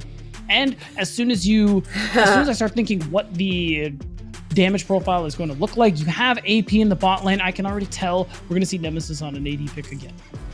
Yeah, definitely something that we like to see. I mean, that was, you don't really expect the Irelia to be the one as the front line. We talked about that at the beginning of the composition, how you don't have a heavy tank. You have somebody who, after I'm sure, is going to be able to be the initiator here. And that does qualify as frontline. But the survivability comes through after a couple of items. And Team Ambition played that so well, that Irelia was played so well, that the early game came pretty quickly for them. And not only that, but there was extra pressure because it was a counter pick into the Corki. And Team Ambition still has the opportunity to go for something like that. So they're focusing for Radiance at least a little bit more on the damage here, as we can see the lock-in is going to be Vayne and a Gangplank as well, which is, I don't want to keep using the word, but it's an ambitious pick for, the third pick here, the last pick in the first round. Right, it is a little earlier than some would like to see it, but Porsche is actually a pretty competent Gangplank player, so it's not that surprising to see him pull it out so confidently. Now it's going to be blind, and could be played into the Jace. It looks like it will, which means already there's a lot of AD going on in the top side. I'm curious to see if Nemesis will actually commit to an AD melee matchup. Will we see the Irelia? Yeah. Or maybe he'll actually index into the mages that we know that he is capable of playing. It just doesn't seem to be something he prefers to do. But still worth noting, Victor's up, Vex, Syndra. A lot of the usual mids haven't been banned, haven't been picked so far. The Lulu is going to be banned, so that's a little bit of respect coming out of Team Ambition. Excuse me, and of course Radiance decides, the Aurelia is not worth passing through right now, even though, as you mentioned, Beatdown, there is a lot of attack already out of Ambition. Aurelia provides a lot more than just attack damage, right? So it's not something that Radiance wants to allow, and especially with how well Nemesis played off of that, those flawless duets coming really in clutch to the point where, hey, you drop one end of the flawless duet, and Nemesis has so much patience with it that it just kind of stops. It stops initiations. It's like, all right, I either know that I'm going to get locked down with this flawless duet, or I back away and I can't really keep this fight up. We'll have to see. I really like that Corki ban there for that 5th ban on the blue side for Radiance, and we'll see what is going on here at this point. I mean, when you think about it, support is up for grabs, mid is up for grabs, so we will see Nemesis go over to the mages, and I like this one a lot. You offer a lot of burst damage. You continue this profile for the most part. You see a lot of poke, and you see a lot of damage done at range here, so I like that we're seeing Nemesis kind of flex his muscles a little bit. The Kassadin is certainly an interesting pick. I actually kind of like it just because of how well it would scale, but I think Syndra would also do just fine, just because you look at Radiance's comp overall, they can move forward, they can kite it out, and Syndra I think helps you do both as well. So now the only thing I'm interested in is, what's the support matchup going to look like? You don't have a lot of engage, so I feel like you have to go something like Nautilus, Alistar, Rakan is a good example too, Thresh, whatever the case may be, just not an enchanter. Yeah, not an enchanter. Rakan, is great for these engagements. It's great to facilitate the rest of the team, but when you do know there's a Ziggs that has already been selected here, Rakan can be kind of dangerous because you are pretty susceptible to taking a lot of damage in the early parts of the game. Team Ambition, they've got to be messing with me here, right? There's no way that they're actually going to lock this one in. I would be wildly surprised. Of course, having banned out the Leona and the Lulu, those are two that you definitely don't want to get into with the Morgana, so maybe they were kind of expecting to do something like this, or they might just go with the tanky initiator. Gives them a lot more opportunities for the rest of the team to follow things up, and it does kind of even things out by not going a damage dealer in response here. It kind of makes it easier for Radiance to start the game out, at least in the lower half of the map. Right. And then on Team Ambition side, this comp ends up working out quite well, I think, with how they want to play this one. They have a lot of poke. They have a lot of damage from range, and if they manage to get a lead early and get to the point where they're moving to these objectives first, Jolly, they're going to be whittling down Radiance, and that's why you see the Lulu ban, making sure the shielding is not available so that they can mitigate some of that poke damage, especially when you think about Vayne, who is a little shorter range of an AD carry compared to most, especially in this meta, even with lethal tempo and what it does now in Season 12. It's still going to be a little tough for Raheen to navigate these team fights. He's going to have to keep an eye on Chukis, make sure he can't lock him down, and make it so that when Light Pulse makes these plays, he can do that damage.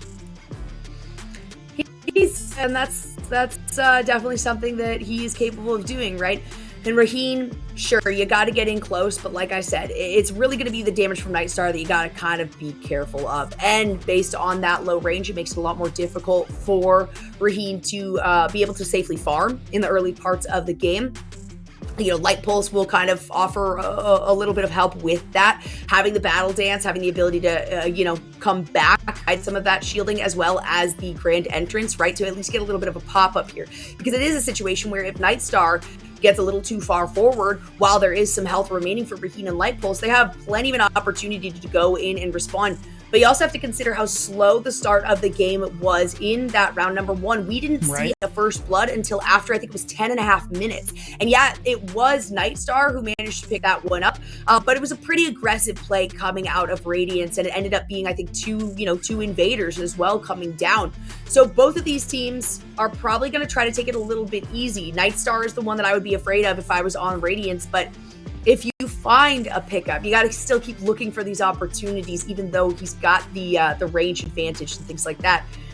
I do see a bit of an opportunity, though, for Team Ambition because Nightstar has the additional range, because they are very squishy for both Raheen and Light Pulse. Chuki's has the chance to do a lot of early roaming as well. If it is a situation where you want to go in and help Nemesis, if you're looking at Anti having to focus towards the top side of the map because Porsche does play a very, very good Gangplank, you got some chance here for that Nautilus to supply some crowd control in other areas of the map, whereas Light Pulse has much less of an opportunity to do that.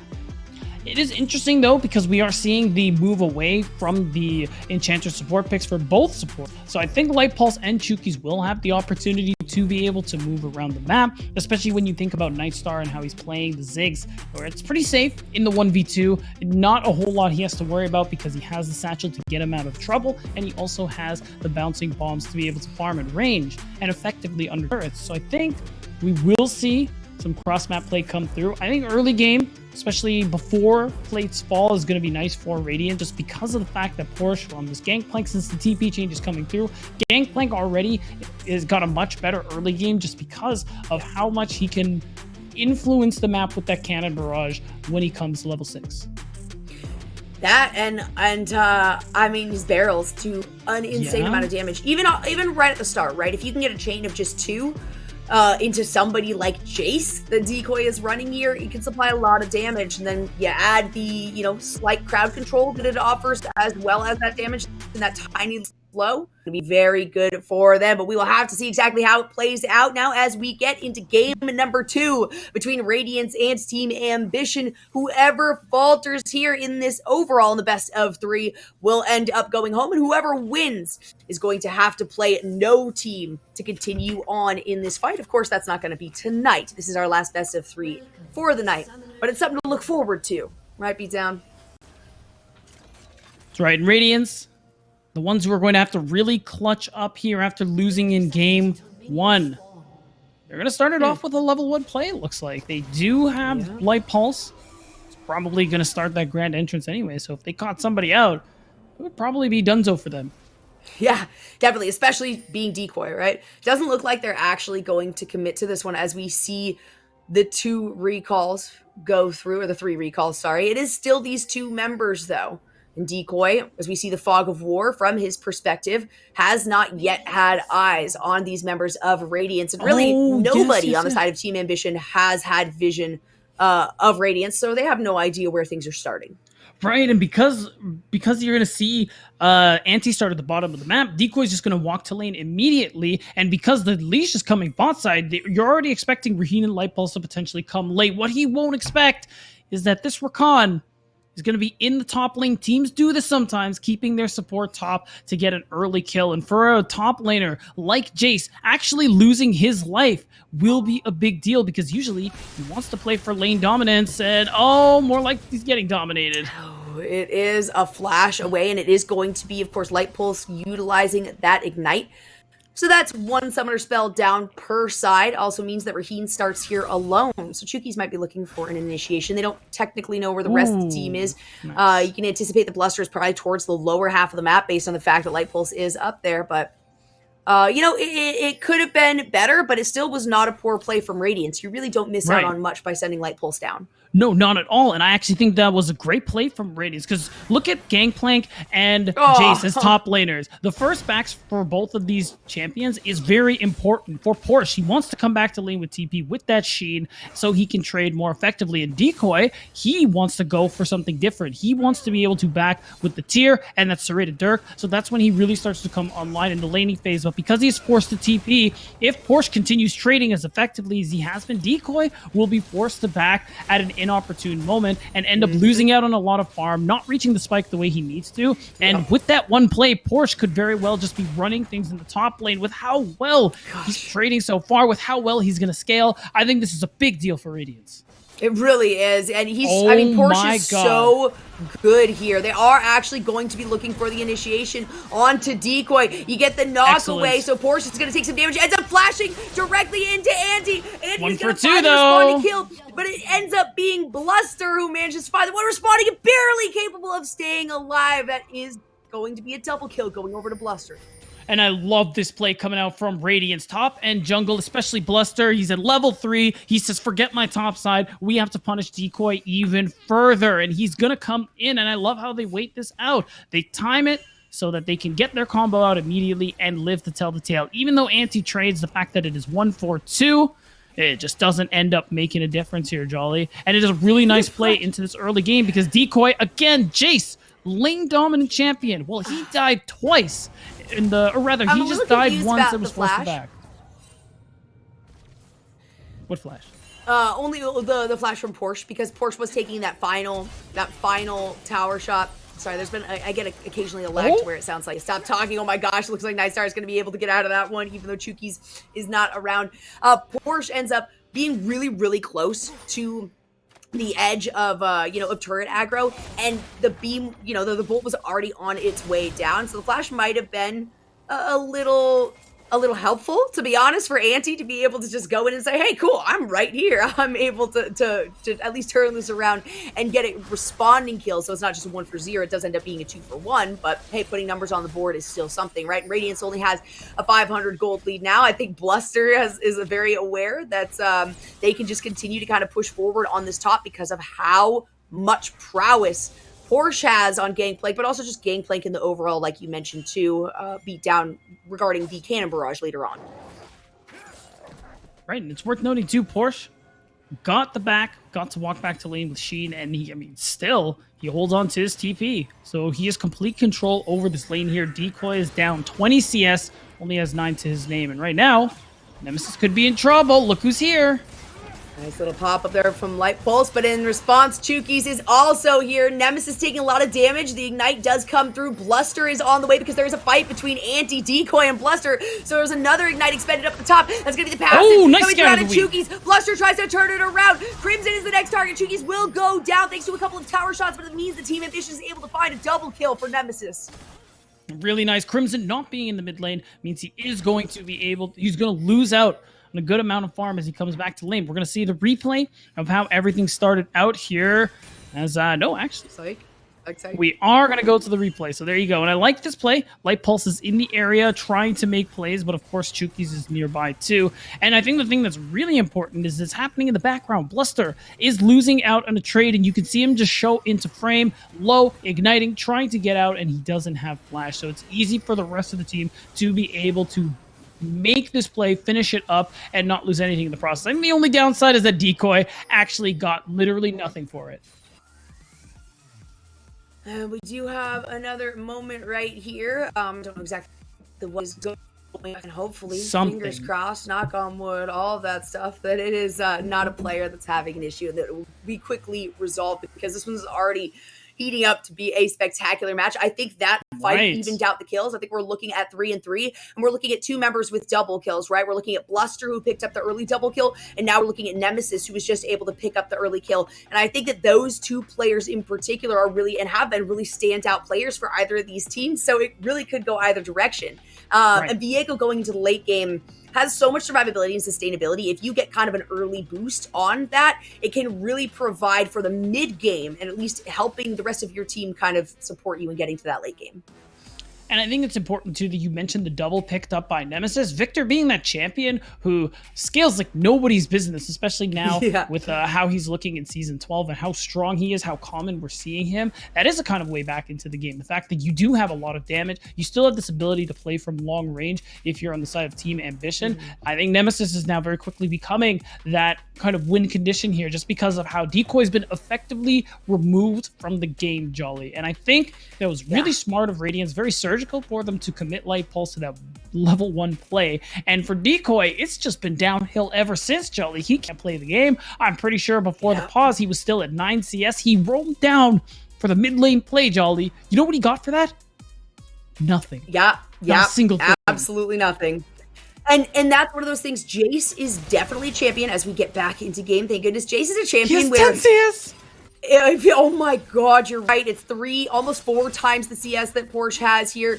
Jace is a champion where if you fall behind, there's not a lot of recovery. You know, my expectation when there's a lock-in for a Gangplank is, yes, Jace is very good into that. Gnar is the other one, but Gnar also offers the utility for the team play. So I was kind of hoping or expecting that. you know, it does cut the damage a little bit, but it allows kind of some ability to play from behind. Jace, you can't do that. So you're totally right here. Beat down that Decoy is just kind of out of it. And Radiance can continue to pressure this. They can continue to feed Porsche or Bluster, really either of these. Of course, now as we see Crimson, Crimson and Bluster are navigating into the enemy jungle, just bullying Anti here, forcing Nemesis to make the way up, and they're going to transition this into a collapse once again on Decoy, who is a pretty open opportunity for a kill. Dude, Decoy is just in the blender. He's down 2 levels, down so much gold in CS. Now you see him switch to the Mercury Cannon, hoping like, please God, let me get a kill, let me get something, just give it to me. But he's not going to be able to get it as Anti, not level 6, doesn't have the ultimate. Cannon Barrage, you know, it's just for safe measure, just to make sure. Ooh, that's going to be a nice little satchel charge there from okay, Nightstar. Some solid positioning here, but he does get condemned into the wall. Can he take down Light Pulse in the meantime? No. Raheen says, yeah, I can take a tower shot for that, pick up yet another kill, and now it is in favor here of Radiance, who find themselves at a gold differential, not a massive amount. At about half minutes in, but certainly feeling like they are leading up to an early late game for themselves. I think it's really worth noting Nemesis is the reason this gold lead isn't that big for Radiance at the moment here. Those kills, the CS lead he's got for himself is part of what is doing it, and that's why I'm leaning towards him as a win con for this team potentially. But man, you are playing a man down. Decoy is still level 4, Jolly. It is so hard for Team Ambition to be able to do much of anything. We saw how much of an impact Crimson is having in these plays across the map. We talked about it. Get Crimson out of lane, Jolly. That is what Radiance love to do. This player, twin brother of Sniper, the top laner for 100 Thieves next to, is just a family of superstars, and Crimson is not going to put himself up there with the rest of them. Absolutely. Hey, you know what? It might not be as big of a name as we see for some of the other brothers, but still one where there's a big opportunity to make it through to the playoffs, right? All you have to do is Radiance. It's not as easy as just winning the one round like we're seeing for Team Ambition, because they are a step ahead right now, having won the first game. They're themselves up for a lot of success, and I like the adjustments that they've also made to their composition. And they're young players as well on this team. We have a lot. This is the most young players I think I've ever seen, really in all of amateur League of Legends, and I've been doing this for a couple of years now. So it's very exciting to see how much of an investment is put into these younger players and how much they are capable of proving to whoever picks them up that there is a reason they are here. There's a reason that eyes are on them. And while maybe it's less than some of the other players at the moment, it has nothing to do with them being young. It just has to do with the fact that their faces have not been exposed as much. And oh my goodness, look at ultimate coming out of Ziggs. A great recognition here by Chukis to get the heck out of here. It's going to be a double kill. Anti able to flip over the wall. So while Radiance is finding success in the top lane, Team Ambition recognize that they can kind of do the same thing here for themselves in the bottom. It's going to be the execute. Chukis will stay alive. I'm not sure what happened. It's a fast recall. It's a fast recall. It's all planned. We're going to go into this replay and take a look at how we got to this point here. Just get a second look at this play that just took place. And it's like you said, a lot of pressure on the top side of the map from Radiance. It does leave Raheen exposed, and I think Team Ambition have been doing a solid job thus far, but no better than what we're seeing right here. This dive as this wave comes through. It is easy. 1, 2, 3, Raheen.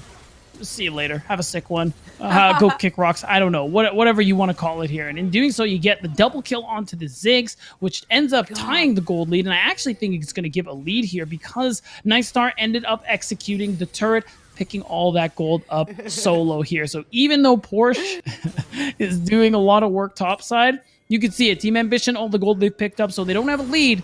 They're within 400. And that was huge for Anti. I don't know if you saw.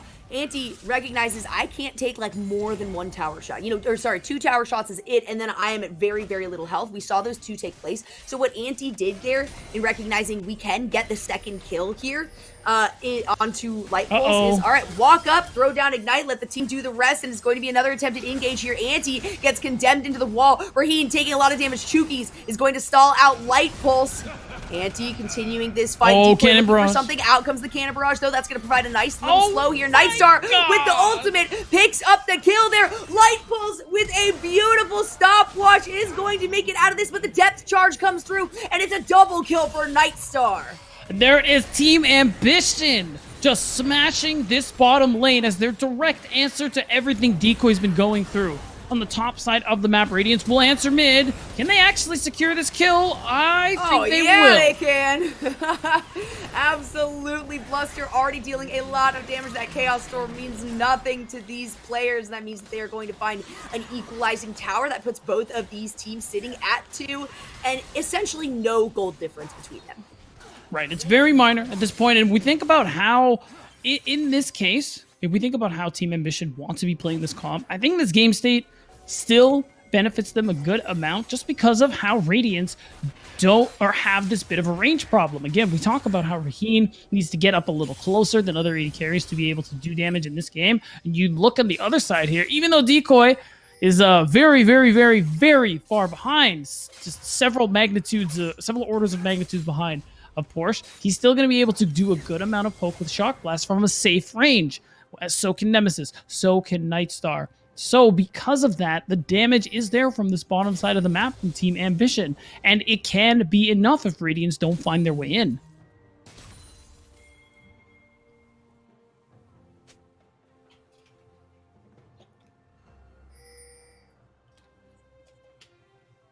Oh no, I was muted there. It's okay, just start your point over. Yeah, whatever it was. Like, I can remember what I said 3 seconds ago. Come on, Beatdown, that's a little... God, what a mood. Inspirational, I guess. Honest. No, Radiance do have themselves in a bit of a lead, right? It's less than 500 gold, sure, but it is something that Team Ambition kind of seemed like they were taking their hands, or at least getting a pretty solid grip around. Radiance, by taking that second tower, at least put themselves bump ahead, and the positioning helps out here by having that mid lane tower taken down. Team Ambition is focusing clearly more on the bottom side of the map, and so it does open up a few opportunities here for Radiance to try to get pressure around both of these major objectives in the Dragon, and of course for now the Rift Herald following it up. So it does feel, it feels like all the right players, right, on the side of Division, all the right players, being Nightstar, are getting the kills that they need to, whereas everything's kind of spread around on Radiance. The only thing that you've got 2 of is Bluster, and that's literally off of the double kill that kind of started this game out. So Radiance hopefully have the confidence to go in on some of these engages, and there it is. It's going to be the quickness that comes through, and of course Light Pulse manages to pick that one up thanks to the Ignite on the other side. Both Bluster and an equalizing dragon as well. And that is actually a little unlucky that Light Pulse ends up picking it up. You probably want that on Raheen, Crimson, or Bluster, but ultimately you do send Nightstar to the gray screen, preventing him from farming just a little bit now. And Porsche, of course, trying to save the tower with the cannon barrage from a screen away. He actually will be able to protect the turret in the process too. But ultimately, these plays from Radiance are good. The fact that they're still able to try and punish people out here, especially Nightstar and Nemesis, because those are the people they need to close the gap on. And that's a lot of pressure onto Light Pulse being the main form of engaging. Gap closing. We talked about how important that is for Radiance as a squad. So this support player, this Rakan, is going to have to go so very big. It's going to get harder too as Chuki's gets tankier, has a little bit more of an opportunity to engage.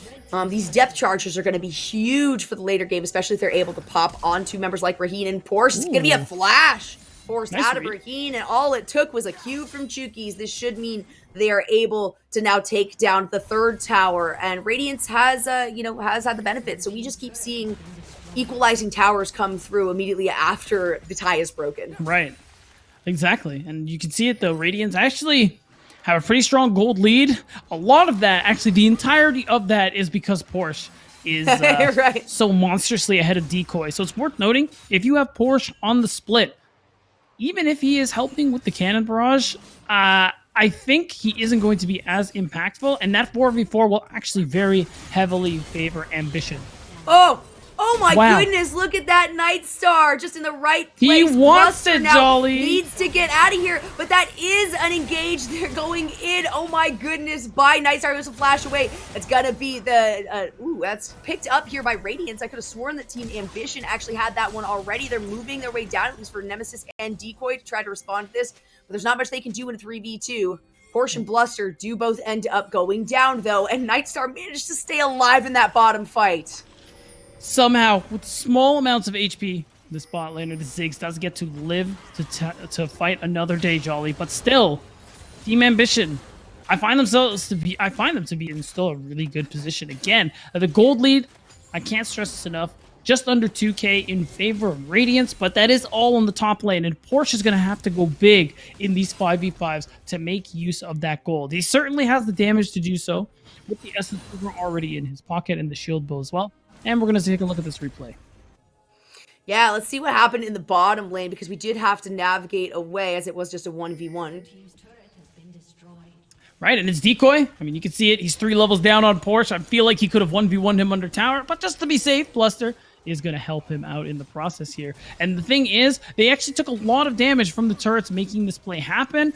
And even though the Mega Inferno Bomb doesn't hit, you can see that Nightstar got the kill. But either way, we're going to come back to live because it's looking like something might happen. Anti is looking for a play. He might be able to find it. Oh, they're looking. I think we may have lost. Okay. It's gonna be Crimson that finds the kill. Will the fight still go on? Nemesis is looking for something. Raheen is here now. It's quite a bit of damage, of course, coming out of this Victor. That should be the end of that, unless Team Ambition wants to be too ambitious. All right, we've seen it happen before, but ultimately, I think their aggression is part of what won them game 1, as well as the very creative draft in their side. So now they're going to get this mid-tier 1 turret. Oh! Now Porsche just flexing. And as much as, wow, okay, great Decoy's dodge 3 by levels Decoy. down.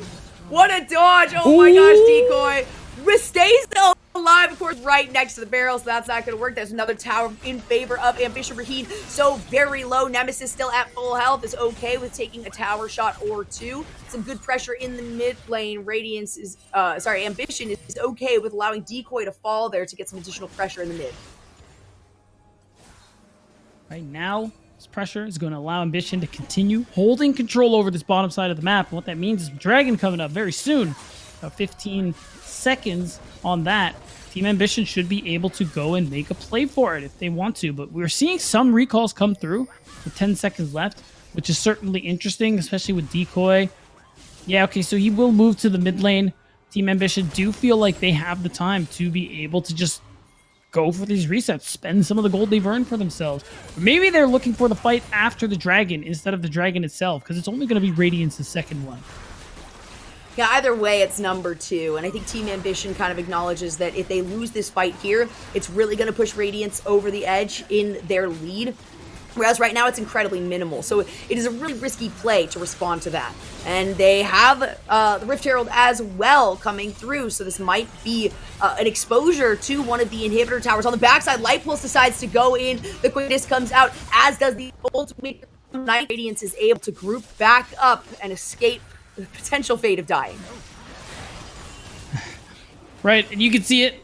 They're throwing some poke here. That enhanced shock blast is going to land, but even though no one dies, you still get a lot of pressure here. Now you get control over the top side of the map, and this is what I was talking about. Team Ambition trying to get to these neutral objectives first, because they have a lot of damage from range, and because they also have the better all-in. Team Ambition getting to objectives first is very bad for Radiance. They're going to have to be doing the phase checking. They're the ones clearing the mid wave second, moving into the jungle second, and just basically reacting to everything Team Ambition has been doing. That's where Team Ambition wants to be with their team composition, and you don't want to give Radiance any additional pressure over. We do have to consider Radiance put a lot, Bluster put a lot into supporting Porsche in the top side. Porsche is sitting at 1, 2, and 4. Yes, has about 100 creep over Decoy because Decoy was so badly harassed, but what could have been, I mean, kind of a game-changing player here and a game-changing champion, because Porsche is so darn good at this game playing, was really staunch because it with the force that Nightstar showed in the bottom, and also with Nemesis in the mid lane, it forced Porsche to navigate out of the lane early. It forced Porsche to kind of make this adjustment down to the bottom side, and it's put him into a sticky situation once or twice. And now we can see Anti trying to take advantage of this forward pressure here from Porsche. We have Light Pulse making his way down, and that means that Anti is not going to follow up on this, recognizing Radiance definitely sees what we're doing here. Might give them the chance to find a bit of a pinch here, though. Oh, this is a play in the quickness. making. Oh, the quickness. It is going to be a wonderful grand entrance. All you need is the quick touch by the quickness, then follow it up with grand entrance. That means it's going to be look at this. Radiance taking one down, but hey, that was all just a decoy. Decoy was literally a decoy. He laid it out for you guys in such an obvious. Chookies is very, very low here, but Team Ambition should be able to get this Baron just fine. It does look like Radiance is here in the wings, wanting to start something out right over the wall. It's going to be Bluster first who starts this one out, and that means that one member, now two members, because Nightstar will go down, are going to lose the Baron buff right off the bat. Nemesis is so darn low. Bluster is going to move in, utilizing that Hallowed Mist to move in, and it's a triple kill for Bluster. No members have the Baron buff. That's right, it ended up getting cleared up, and we're going to see the replay. I like the call, truthfully, from Ambition to start this off across the map, and you can see it. The collapse onto Anti and Decoy started off with chasing onto Porsche here, and in a second you'll see the rest of the squad of Radiance come here to his rescue, and it ends up being a kill. Look at the mini-map. You can see pretty early on that there's the call for the Baron ends up being made. You just wait for Light Pulse and Bluster to show up on the mini-map. The problem with that call and what ultimately ends up being their downfall is that the fight afterwards takes place. You take a lot of damage from Baron, and it's tough for Team Ambition to be able to walk away from this one. Yep. Yeah, it wasn't... They were hoping for a lot more damage onto that Baron. They were hoping for a much quicker pickup. But by having two members down there at the bottom, it gave Radiance the opportunity to say, hey, yeah, one of our members is getting down, right? But where is the rest of Team Ambition? And the biggest... the buff. Sure, you get the gold. Sure, you take this objective off the map so that Radiance cannot get themselves, get a lot of pressure. But if you're not able to use that buff to get additional gold, to get additional pressure in these lanes, to get even one tower potentially, right. That all just goes out the window with a misplayed fight, or honestly with really a misplayed initiation or engagement on that Baron. So Team Ambition they do get the gold, 300 each for securing it. I think that's part of why the lead is still non-astronomical for the side of Radiance. But ultimately, yeah, it is a little bit of an unfortunate play on Ambition's side, getting collapsed on that. I mean, props to Radiance for pulling the trigger and making that happen, moving all the way across the map. Members like Bluster moving in there to start resetting on the vehicle, getting to those 3 kills. So now, because the Baron doesn't end up doing a whole lot of anything because so many people were on gray screen for some time, it actually allowed Radiance to get a more firm control on the map. And I think they've had all series long, and you can see it now. Mid is push, mid is pushing, bottom is pushing, and top is about to be the same here. And it gives Radiance this room to breathe that they have been lacking. So now they can clear up some vision for themselves here and make it so that they can actually control the area around these neutral objectives. Team Ambition does still have quite a bit of vision laid down, so they at least have that going for themselves because they did really have pretty solid control over the top side of the map as soon as Porsche decided down towards the lower half. It does give Porsche, though, now a bounty. He's been alive for quite a while, is over 200 creep score, so is sitting nice and pretty. Of course, Crimson and Nemesis are equaled out, and Nemesis was a big standout player in the last matchup and being able to find an advantage, having the counter picks there, right? But we know that Crimson had that opportunity going into this game. Maybe Team Ambition finding something here. Porsche and Light Pulse are on their own, but Bluster is in the wings. Crimson can be there if he is needed. He does still have his teleport available. They realize Bluster is the solo one here, though. So it's Team Ambition. Honestly, they're just trying. They're seeing what they can do. Radiance still recognizes that just the presence of a couple of their members is enough to push Team Ambition away from starting a fight. Yeah, at this point, wow.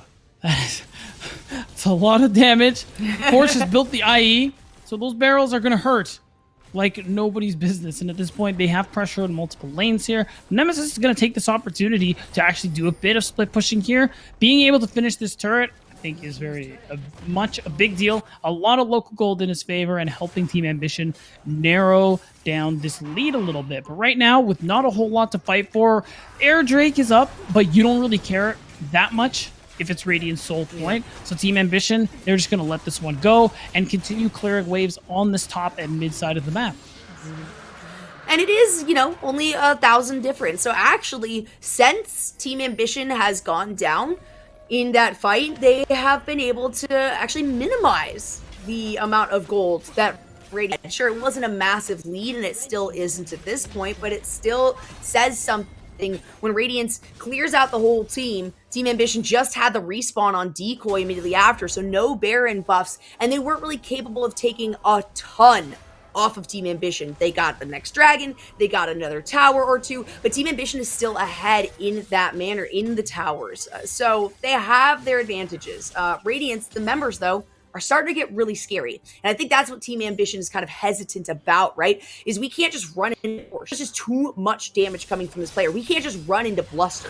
And if the two of them are together, we have to play by their rules. And that's why it's so important. Wow. Wow. All right. That is a lot of damage. Wow. Nightstar, of course, the ultimate doesn't quite get what they want. Anti is on the backside, though. Bluster is taking a lot here. Gonna have to Heartbreaker out of that fight, they're actually. looking. And what looked like Radiance having so much damage here over Team Ambition, I mean, Radiance did almost no damage. That was Team Ambition hitting everything and also dodging everything on top of it. Right, this is what I mean, the skill shots, the range damage from Team Ambition so strong at the moment here, and it's gotten them so much pressure, so much so Nemesis TPs. If somebody walks up, they get a pick, they're just gonna full send, but now it's Light Pulse who's looking. Looking, out comes the Cannon Barrage, and instantly Bluster Big. takes down Nightstar. That was so much damage for the side of Team Ambition. They have to run away from this. It is Chukies. Try to get out, manages to get the hook forward. Light Pulse takes a lot of damage, gets stunned up, and Victor finds himself one. Nemesis taking a shutdown there. Crimson, of course, takes down Chukies, who was absorbing the majority of the damage on that. And overall, after the disconnect, Radiance does find themselves one kill up in the fight. Light Pulse, the player we were talking about needing to go big here. Oh, man. Oh, man. Never mind. Never mind. Yeah, it's done. But props to Light Pulse for finding that angle, setting up that big play for Radiance to be able to get the pushback on the Team Ambition. He was a player we were highlighting how it was a lot of pressure on him to be able to set these fights up, being that main source of engage. He's been doing a good job so far this game. He's actually built the Zhonya's, which means even more aggressive angles are going to be available to him in these coming fights here with that stasis on a cooldown. Yep. Still, it's still in favor of Radiance, right, for the gold here. 51 and 50, so just 2K is what we're looking at. Now we are sitting at about 2 minutes until the next dragon. Of course, you're looking at 3 clouds back to back. And it's not a huge one. We were talking about Cloud Drake for both of these teams. They already have some repositioning available in their kits, both of them across the board, and do have some, initiation, disengage, as well as engage. So I think Team Ambition is okay with potentially giving this one up, knowing that one more big fight could really be the push that Radiance needs to take over this game. And they do. They want to close this out in 2. They want it to be a 2-0 sweep. They don't want to have to go to a game 3 where it is match point or game point across the board. That's right. And Radiance team, so much young talent, backs against the wall, really are putting up a fight against Team Ambition here, especially with how things went during that game 1 and how strongly they were dominated by Team Ambition. You highlighted it, Jolly, when we were in Champ Select. That ability to bounce back, kind of avoid getting tilted and falling behind as a result of it, and just kind of losing to yourself here. No, that is not present on Team Radiance. And now, we talked about it, it's important for Ambition to get to these objectives first. The poke is there, the Baron is being started, and look at where Light Pulse is. He's the one to watch for. Cannon Barrage comes out. It's a lot of damage onto Anti and Decoy. Light Pulse on the backside. So is Bluster. He's not here. Heartbreakers over the wall. Big knockup. Oh my gosh. The lockdown there, followed up by the Char, means Radiance is going to find themselves a massive successful fight. They are also going to lose the Baron. Team Ambition, they did manage to snag it. Sure, 2 members don't have it, but 3 do.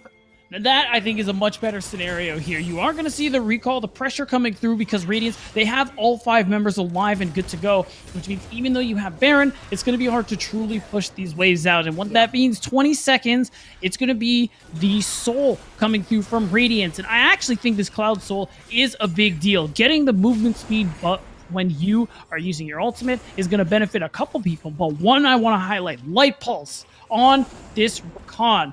Speaking of, We're going to see how he did in this replay and how he set things up here. And you can see it. It was a good call from Team Ambition to start this Baron off. They do so much damage to it with all the champions that they have. But the thing is, keep an eye on Light Pulse. Keep an eye on this Rakan to see how he sets up the fight. I do think Team Ambition, it was a good call to start this one, but they actually ended up losing a few seconds that could have potentially kept Decoy alive here. Yeah, and there it is. Big double, setting it up. Again, you allow Viego to start resetting, and it is a lot easier for you to snowball into a team fight win. And now off screen, Radiance have gotten that Cloud Soul, and it means Light Pulse's engages are that much better when he uses the quickness. And that is a big problem for Team Ambition, who have to worry about that grand entrance. It certainly hurts, and with Decoy being so shut down as he is, it makes it almost feel like a 4v5, right? Decoy is kind of just a body, and has actually been supplying a decoy position here to try to allow Team Ambition to follow up on some of these things. Look at the damage, though, that comes through right there onto Chuki's. The rest of the team There's is the not there. engage. Decoy's on the backside. It's a big engagement from Radiance. Anti is too far behind to really do much of anything in here. Nemesis is going to barely stay alive thanks to the zone use on that. Light Pulse is going to do the same thing. And Anti finds the one. Oh my gosh, the Q, though, from Oh, Porsche the is shock just blast! too dang much. What a shock blast coming from Decoy. Manages to stay alive, but can he survive this one? Should be able to use the blast cone over the wall. Doesn't go over the wall. He's gonna though. get... And Porsche is looking wait! for something here. Oh, so close. Porsche's quick reflexes allow him to make a Q, though, and that's enough damage to take down the third member of Ambition. Yeah, props to Decoy, though, for making the play. He's been, honestly, despite how much he's gone through, how far behind he is, he's done a really good job at just trying to set up these plays and finding a lot of success. Now, Raheen, I'm pretty sure Raheen is done, right? Yeah, he's dead. Yeah, that was a nice little condemn, though. Bye. It was a very good condemn. Of course, you know, when you're walking into the enemy's jungle, it's really difficult because you know that you're not going to be walking towards one of your teammates. And that's when you kind of have to stop the fight or stop the chase for Team Ambition. But hey, if you see Raheen forced to jump into your jungle, you're like, all right, cool. This is definitely just a solo. Then we are just back and forth here. It feels like the team fights, because of Light Pulse, really favor Radiance. But Team Ambition always managed to get these exit kills that just stall the game out that much more. And at this point, I want to revise my opinion about how these comps are going to interact. If Light Pulse just continues to engage the way he has been, Radiance look like they'll be in a good spot to potentially win this game here.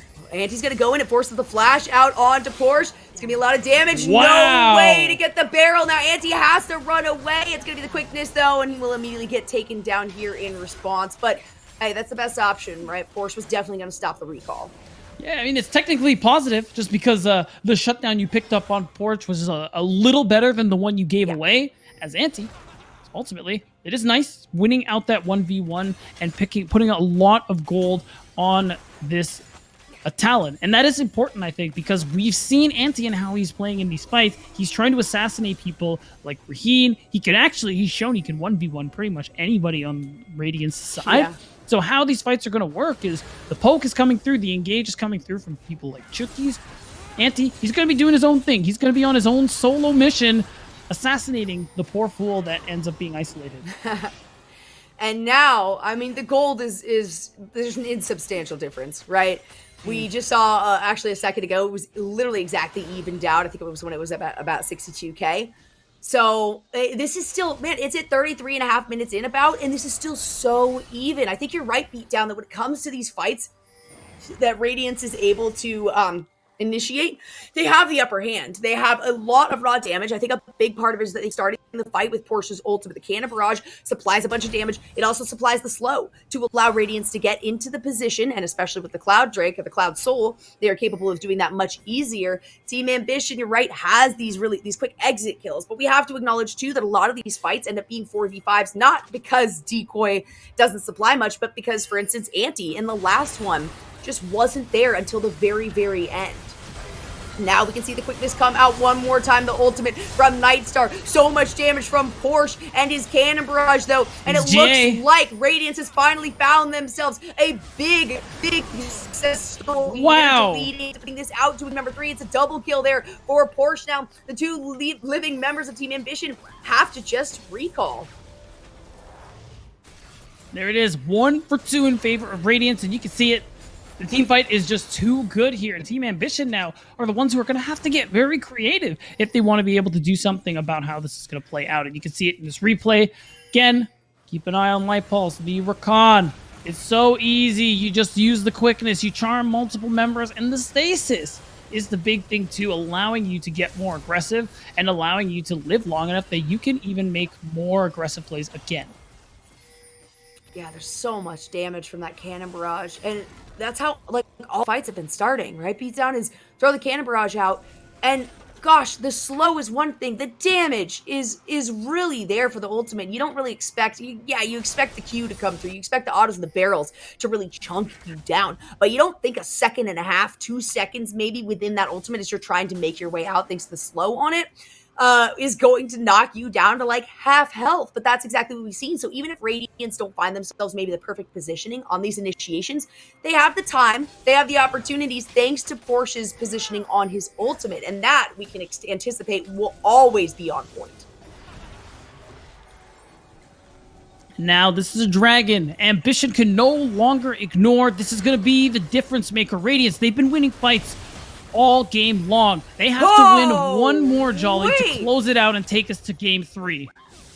I think it was a chain of 2 barrels. That's all it takes. And again, it is the cannon Oh, barrage. wait, that's big? Nemesis who finds the one. The light pulse goes down. Crimson, of course, takes down Nemesis in response. Anti, once more, is not really able to find the position to actually really initiate on this fight. And it was good of Radiance seclude a couple of members there of Team Ambition. And even though they only got 1 kill, they're able to very quickly pick up this Elder Dragon. And now things are really starting to sway in their favor. The gold lead, while the towers aren't there, they have the opportunity. They have buffs available, as we can see Crimson still having that one. Anti is going to be jumped on. It's going to be the unleashed power that does come through. It's not going to pick up the kill. Crimson's still looking for something. Not going to find it. Still, props to Crimson. Played excellent in that fight, and honestly, I think the main reason they won it out is because he managed to get a very big scatter the week. Insane burst damage coming through from the Syndra in this young player, and I think it will be enough here. Elder buff means a Team Ambition. They step wrong. They look at Radiance funny, and Radiance can just pull the trigger, Jolly. Yeah, that's very, very true. And one of the things I think that Team Ambition had as an advantage to where it felt like they were in control, even though the gold lead wasn't really in their favor, even though Radiance had about equal objectives, or if not more, was the pressure that they had supplied early on and the towers that they'd gotten early on to kind of expose these inhibitor towers. But now that doesn't matter, right? That was 10, 15 minutes ago that they had that advantage, and they weren't really able to collapse on it thanks to Radiance finding themselves some fights and incredible initiations. And that has led them to being equal, if not ahead, in terms of cracking open this base. As we can see, there is an exposed inhibitor for themselves. They don't have as much pressure towards the top side, but that's totally okay, because we are still looking at another 10 seconds left on this Baron buff. They've got pressure across the map in all of these lanes, and it's Radiance's game to lose at this point. That it is. Gold lead. We're approaching the point where it doesn't matter anymore, but Radiance members are getting to that full build part of the game here, where the damage is just so strong. Bluster has the GA built for himself. They're doing a good job at clearing up this vision, making it hard for Team Ambition, and you create these pockets of darkness, which make Light Pulse's job so much easier for finding these angles, finding these plays to be made. Feels a lot better for Radiance to early pick somebody like the VA as opposed to somebody like the Lulu. It did force Team Ambition kind of back on their heels in having to find some counters, but there are no easy counters to a lot of the champions that Radiance decided to lock in. And with such consistency as Porsche on this Gangplank and Bluster on this Viego, it really didn't matter that, Crimson had fallen behind in the early parts where he didn't have much of an opportunity to do much. And a big thing that you touched on at the beginning of this beatdown, before really even the game started, was Light Pulse's capacity to provide just all the initiation in the world for Radiance. And we've seen it time and time again.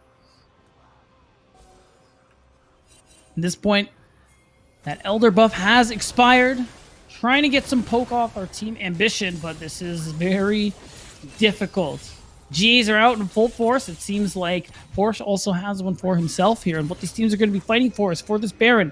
A minute 30. You see Ambition doing their best very slowly pushing their vision line forward so that they can potentially actually contest for vision in the river here. But it's tough. It feels like now at this point, they get to the river first, Light Pulse finds the angle. They don't get to the river first. Guess what, Jolly? Light Pulse finds the angle. Anti, who's been struggling to find an angle the last 20 minutes or so, is going to have to go big on a flank with this Talon.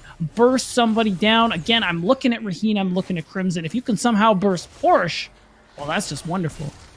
Oh, that's fantastic, especially through his ability to cleanse himself, through his ability to get some healing down as well, because Ambition the GA on top of that. I mean, I talked about uphill climbs and how this is not for either of these teams. At this point now in the game, I mean, this is kind of looking at Mount Everest, right? And it's not that they're far behind. On paper, it doesn't look that bad. Radiance just has that much of an overhead, really, over Team Ambition. They... Just like in that first game where we were talking about Team Ambition kind of writing the script, Radiance has done the exact same for this and continues to do so. Team Ambition have to play reactively here to find themselves some success. There it is. Now, again, this fight for mid lane priority, the dance is being performed, because now we do have Anti looking for these angles, trying to see if he can catch somebody out here. Crimson, oh my god, he's actually in a bit of trouble, but he has to be careful. The rest of the team is there. Now Decoy, he's been struggling all game, but he has reached the 4-item mark. Those shock blasts, especially the empowered ones, hurt quite a bit. Anti knows that he's going to get caught out here. Decoy is in the wings. It's a lot of damage onto Bluster, as well as an Ignite being burned there by Anti. That means Team Ambition does have the pressure. Oh, I like this. To see the pings all the way across the map. Instead of they going take it so for quickly. the Baron, they are going into the base. That means that everybody on Radiance needs to recall here, giving them the opportunity now to turn around and go for the Baron immediately.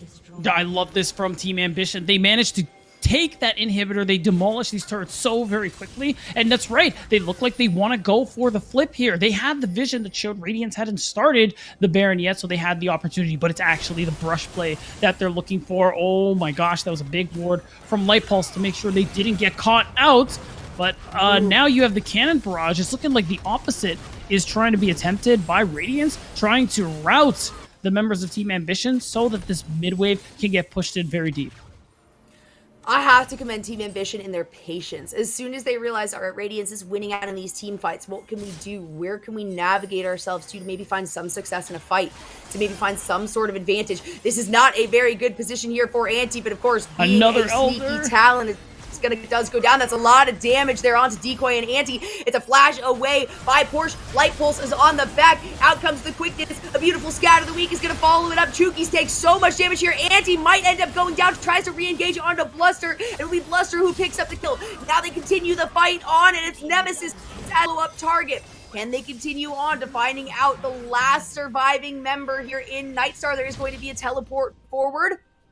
Nightstar does make it out alive, but for how long now that all of Radiance is in the base and looking to end the game right? That's the ace, and that is the end of game number 2. Almost 43 minutes here is how long it took Radiance to find enough of an advantage to actually close out the game, but they have pushed it to a game number 3.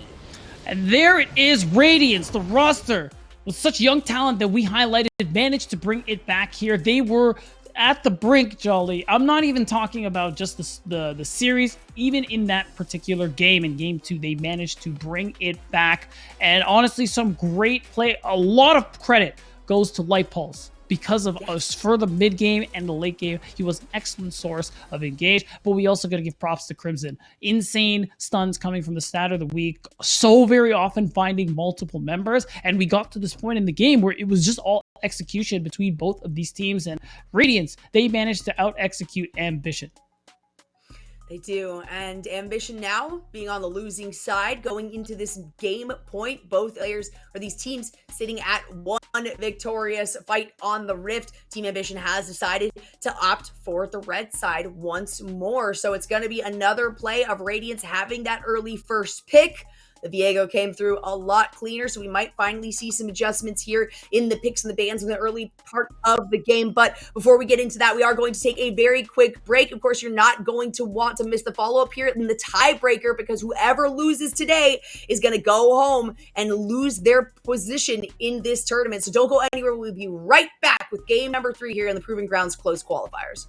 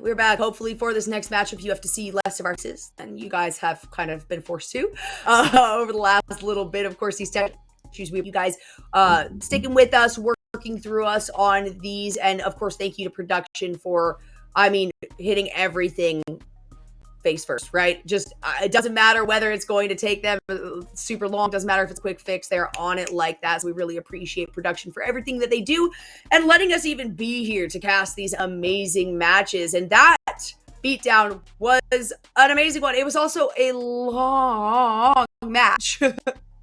Yeah, you could say that one. It was one where we did kind of see a lot of back and forth here. I really like the early play from Radiance, making sure Decoy was irrelevant until maybe 25 minutes in the game where he could actually be a functional champion. And I think it was really nice how much pressure they exerted onto him early on. Of course, Ambition trade by pressuring the bottom side of the map. And for a while, it seemed like it was worth it for Ambition because they were able to have a lot of long-range damage, put a lot of DPS out in some of these skirmishes, and make it hard for the approach. But again, I got to keep hyping it up. Light Pulse with that Rakan, which is certainly getting banned away, I think did an excellent job in these team fights, closing the gap, finding these angles, making plays, and we got to give shout-outs to Crimson too for playing out of his mind. Oh yeah, and I think at that point too, Bluster as well for recognizing, hey, you know what?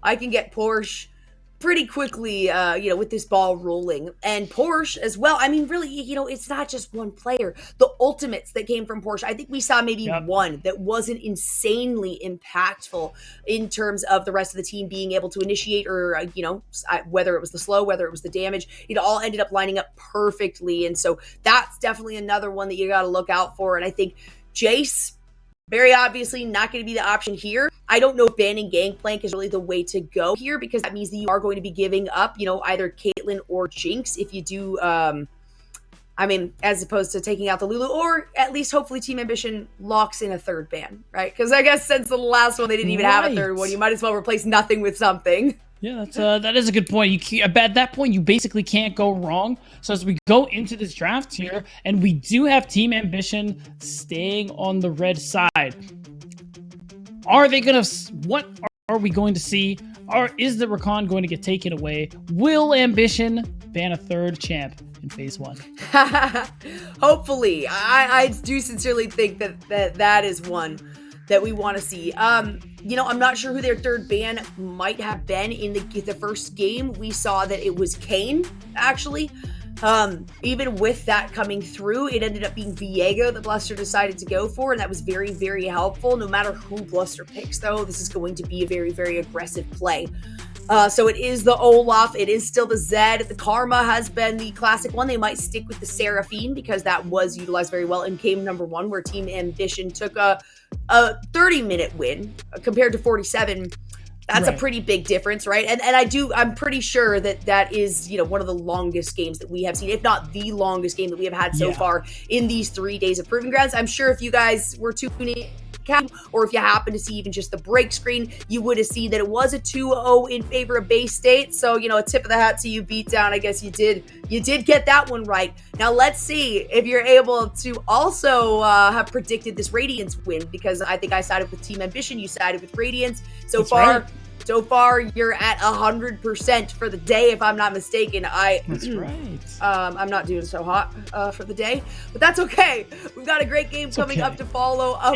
Follow up first couple. So yeah, so I'm winning in this sense, right? Yeah, we got a game 3. This is as hype as it's gonna get, especially with 100 next stomping no team in match 1. We get to go to this game 3 point here. Now the Viego is still going to go through. The Gangplank is absolutely paid respect to and is immediately taken off the board, but still the 80 carry bans there, making a lot of the strongest picks no longer available for Raheen here. Interestingly enough, we're going to see Anti go for the Hecarim in the jungle role, which is something you don't see too often. But when I talk about team comps and how I like when simpler drafts where teams go for this front to back. It's easy to execute. It's really hard to go wrong with. I think this one also comes to mind here with how even though you can't do much in the early levels, once you get to level 6, Hecarim, that Onslaught of Shadows, is able to do a lot of value. Look, I know I'm not supposed to pay attention to hovers, but I remember Crimson is a nasty Yasuo, so if that came out, Yeah. okay, god damn it. It was a showing. It was a showing. Crimson, there's still the opportunity right now for Crimson to be able to select the Yasuo or the Yone, right? Because both of them are good opportunities. They don't really have any big pop-ups at the moment, so, they're not quite supplying right now that sort of composition. They could go back to something like the Renekton. We saw that on Porsche in game number 1. And, in that one, Decoy had a lot more of an early opportunity. There was a lot more focus there from Anti to help out. So, hey, going back to the Renekton provides a lot of initiation for the team, right? And a lot of that front line that we're looking for. And it is going to be a Kog'Maw lock-in now for Team Ambition as we get to the second round of bans. And that is an interesting pickup there. It's a pickup we've seen Nightstar on in the past. He's definitely very practiced on this champion, and it offers you a lot of range and just DPS. This champion, once he really starts going 2-3 items, will out DPS the best of them. And Nightstar, with honestly all series long, all things considered, he's been playing very well. So I think in this, if he's enabled by Team Ambition, I think this is how Team Ambition go towards closing things out here, not getting reverse swept by Radiance. And there's the respect ban as well for Light Pulse, the Rakan. It's Lulu and Rakan to round out the bans for Team Ambition.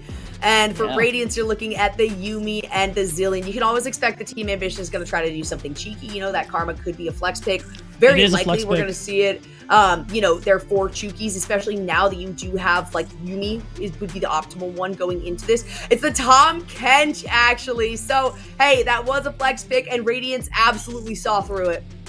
And this time around, you give Decoy a much safer matchup, where usually Tom Kench is great in the solo, is a great weak side top laner, and something that even if Decoy does manage to fall behind, it won't be as big a deal as, say, the Jace. So I like this. Not only do they give him a solid pick, but overall, you still offer a really good front line, a good way to engage with that Abyssal Dive paired up with Anti's CC, and of course, you give Nightstar all the tools he needs to succeed. You can tell they're hard indexing on their AD carry this game. He went off on the Seraphine game 1. Now this is what a real weapon looks like.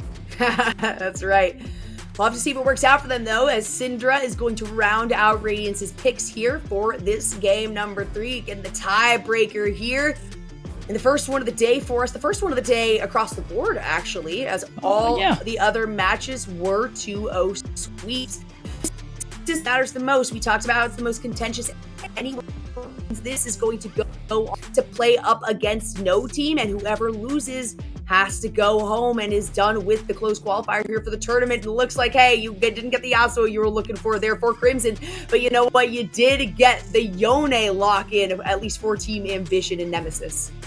So that's an interesting one, and I like overall Team Ambition. They are just going all in on the front to back, and the fact that you have so much engage, so much follow-up, and Nightstar, who's going to be very, very comfortable in the backline, just pelting out damage after damage onto the side of Radiance. This early game, I think, is going to be very crucial for Radiance. You have strong early game solo laners. You got Syndra, you have Porsche, and on this Renekton. So you need to use this value early on. You need to make plays. Either it's dive top or try and make plays in mid lane, whatever the case may be. You need to get leads early on, because I think as time goes on, even though Aphelios scales really well, Viego scales really well, with how much damage Team Ambition have later on into the game, and the fact that they have an insane front to back, if things go even or if things go their way early, Radiance might be going home. It's the initiation, right? The engagement on the side of Ambition is insane. And then the follow-up from the back, right? Because you got Nightstar, who has been playing these champions, like Seraphine. You hang back, right? You got the Ziggs, you hang back. They're not these quick initiators. It's not like the Vayne. It's not like the Aphelios that we're seeing coming out of Radiance, coming out of Raheen.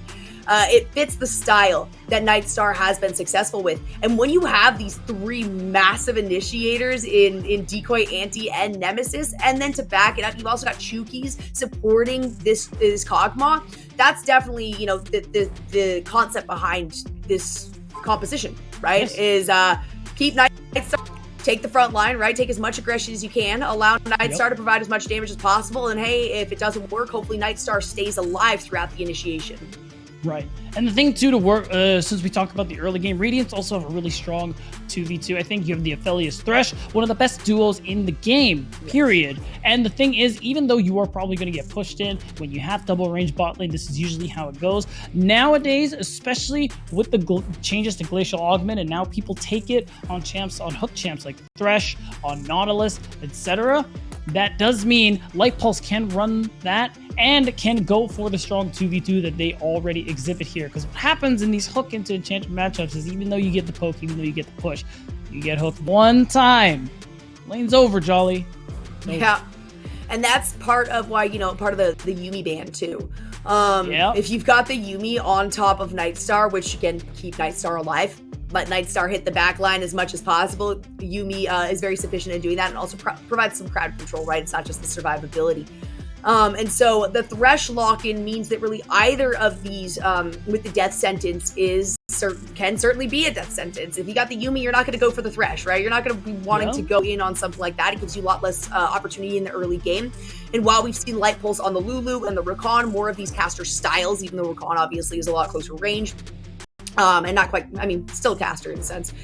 Thresh is just kind of going back to the basics here. And as you said, beat down incredibly strong with this Aphelios. And Aphelios has this early game pressure too that can be there where this Kog'Maw is going to be a little bit susceptible. So you were talking about how Radiance needs to push this early game. And I think another big aspect that we have to consider is how aggressive Bluster is, no matter who he is on. We saw it happen in the last game with the Viego. We saw it happen in the first game with the Jarvan.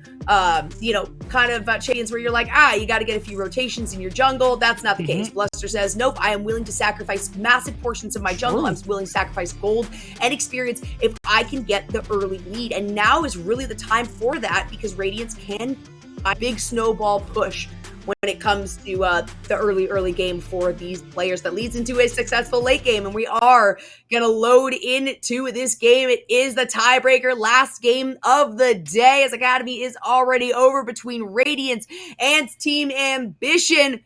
Beatdown, I'm so ready. This is it. This is for all the marbles. Loser goes home. And we're going to see if Team Ambition can deny this reverse sweep of Radiance.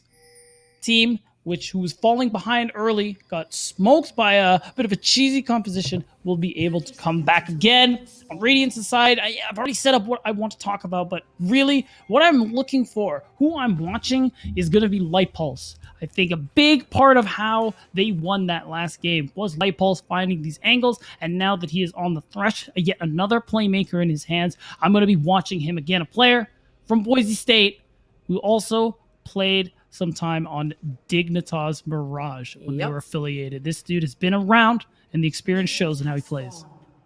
It certainly does. And this is a player that, I knew back on Boise State when I used to cast for them several years ago. So he has been in the scene for a little while and has found a lot of success Boise State's not a team that we see in tournaments like this. As of late, they have not found a lot of success. And a lot of these really good players have been picked up by organizations, so it feels good to say, hey, they came from us, but it also doesn't feel great to say, hey, we never really got very far and we haven't in the past, but that doesn't matter because Radiance has a big opportunity here if they are capable of getting early pressure. And in particular, Raheen and Light Pulse will likely have the support of Bluster pretty early on. We've seen it happen to where, Porsche just kind of gets a little early opportunity. Nightstar is already going to take so much damage here. The exhaust is coming out onto Raheen. Light Pulse is the one that actually Team Ambition is deciding to kind of aggro onto here. Chukies doesn't really take much of anything. And again, Light Pulse took most of that damage. So it ends up being, a pretty good trade here in favor of Radiance.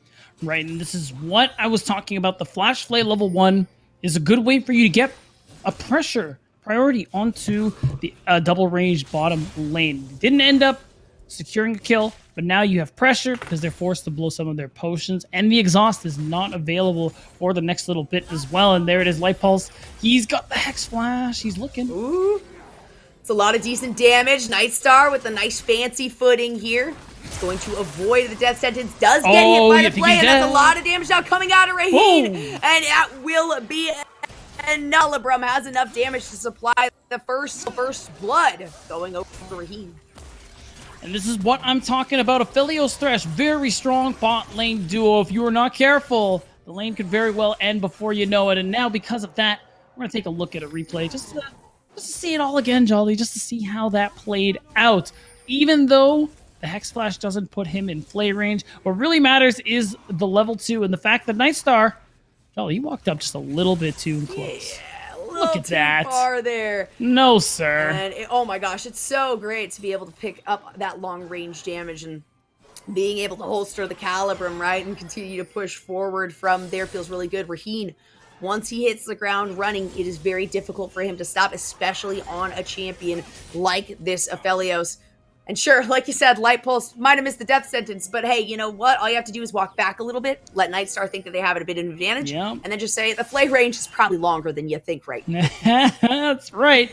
This is an interesting time for Light Pulse to be looking. Level 2. Oh, wow. They could actually go make this play. Porsche did not get the slice to actually hit Ante, so no dice to follow it up. Good decision there by Radiance to just say, okay, we're not going to continue on in that one. Ante has gone back into their own jungle. Team Ambition is going to be able to get one plate here, likely. Should be able to pick that up. It's kind of a risky play to do that, though. No, they're actually going to be denied the plate. Light Pulse looking maybe for a death sentence here. Not going to find it, but at least Raheen did stop that first plate from going down to Team Ambition.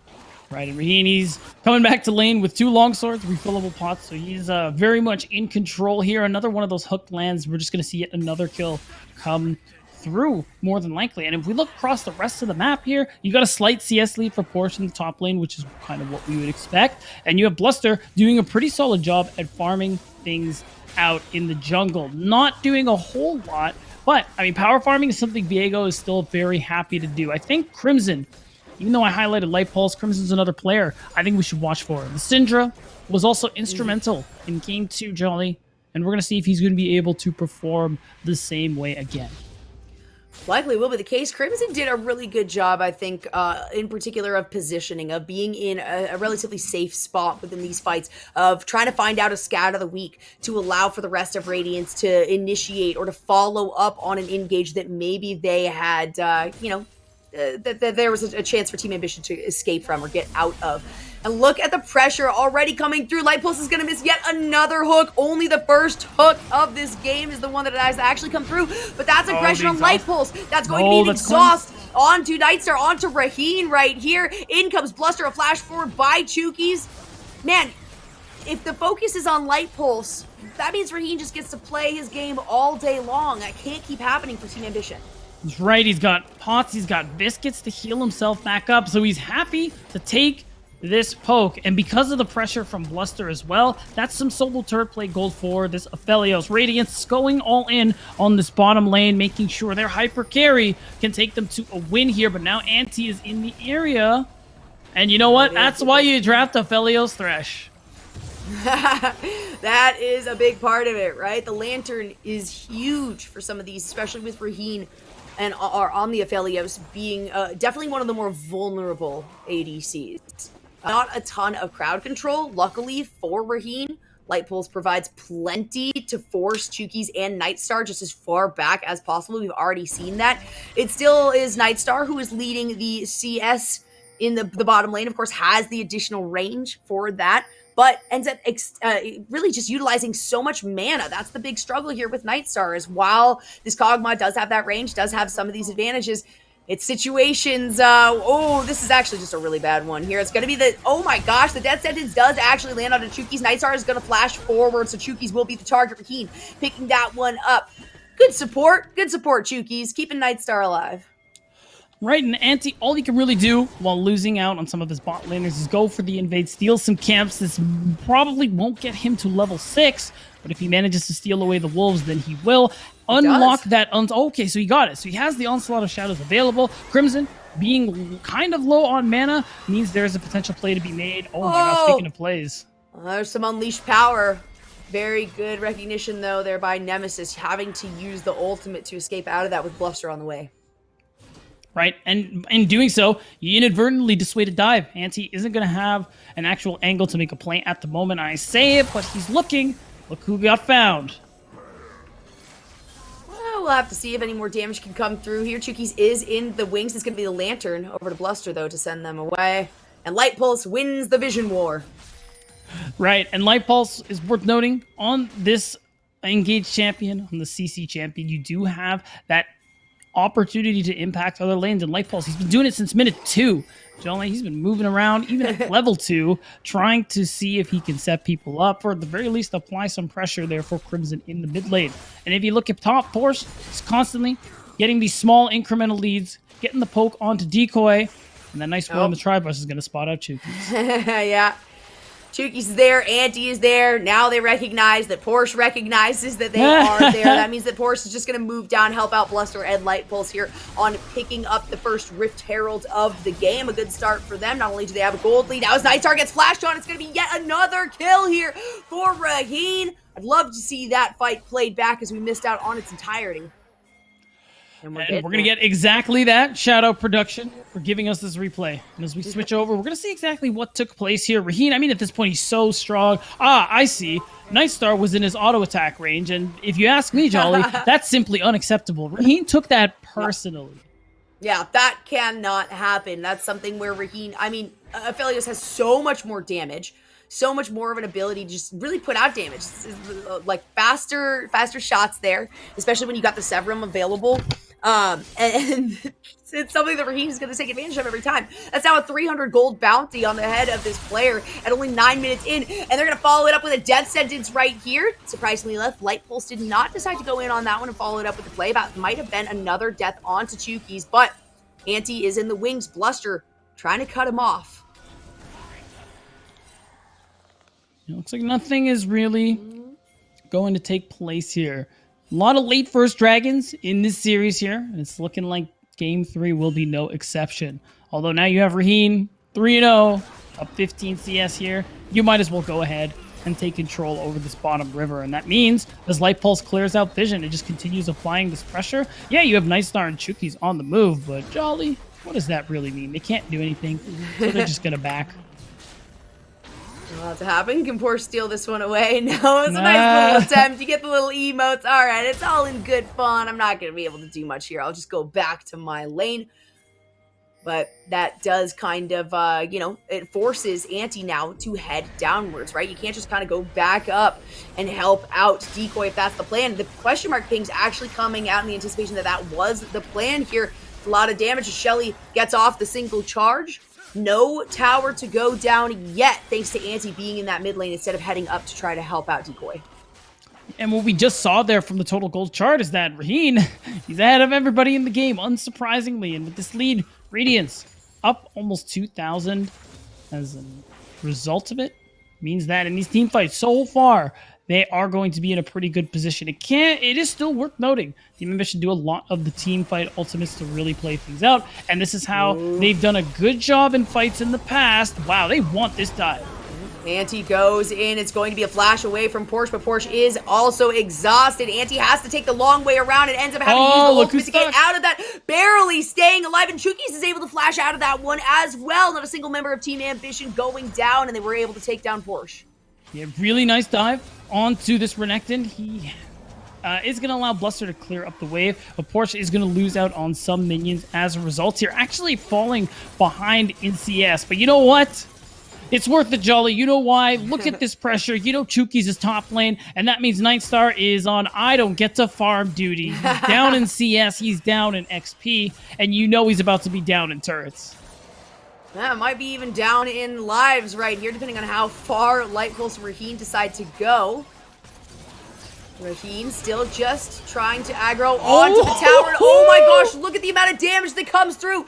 Even with a tower shot or two, Light Pulse didn't even have to be a part of that fight. It is going to be the first tower down. All of those plates going over to Raheen. That's without Shelly being pulled out in the bottom. Shelly took place in the mid lane and they didn't even get a tower out. So Raheen is currently the massive carry on this team.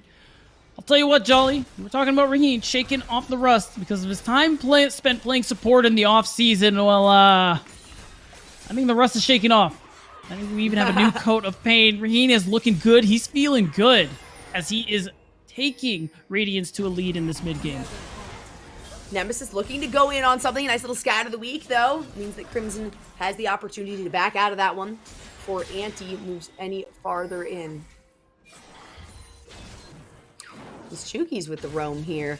Chuki's also, keep in mind, Chuki's is the one that got that kill onto Porsche. So only a single kill on the side of Team Ambition, and it's on the support. Certainly not ideal. You have that same support moved to this top side of the map, linking up with the junglers, as I very much love to see. But ultimately, not many options for Team Ambition. I think Nice Star, for the first time, is getting a bit of safety to be able to farm. But even then, with Porsche heading down, he just has to move to this mid lane instead. The turret's going down. We have the switch up in terms of lane assignments. And at this point, Radiance don't have to necessarily fight for any objectives, really start off anything here. They just want to apply pressure so Raheen can farm more turret plates and just get more gold in his pocket. And there's another 30 seconds left, or 25 left for those. Light Pulse coming in to keep Raheen out of harm's way.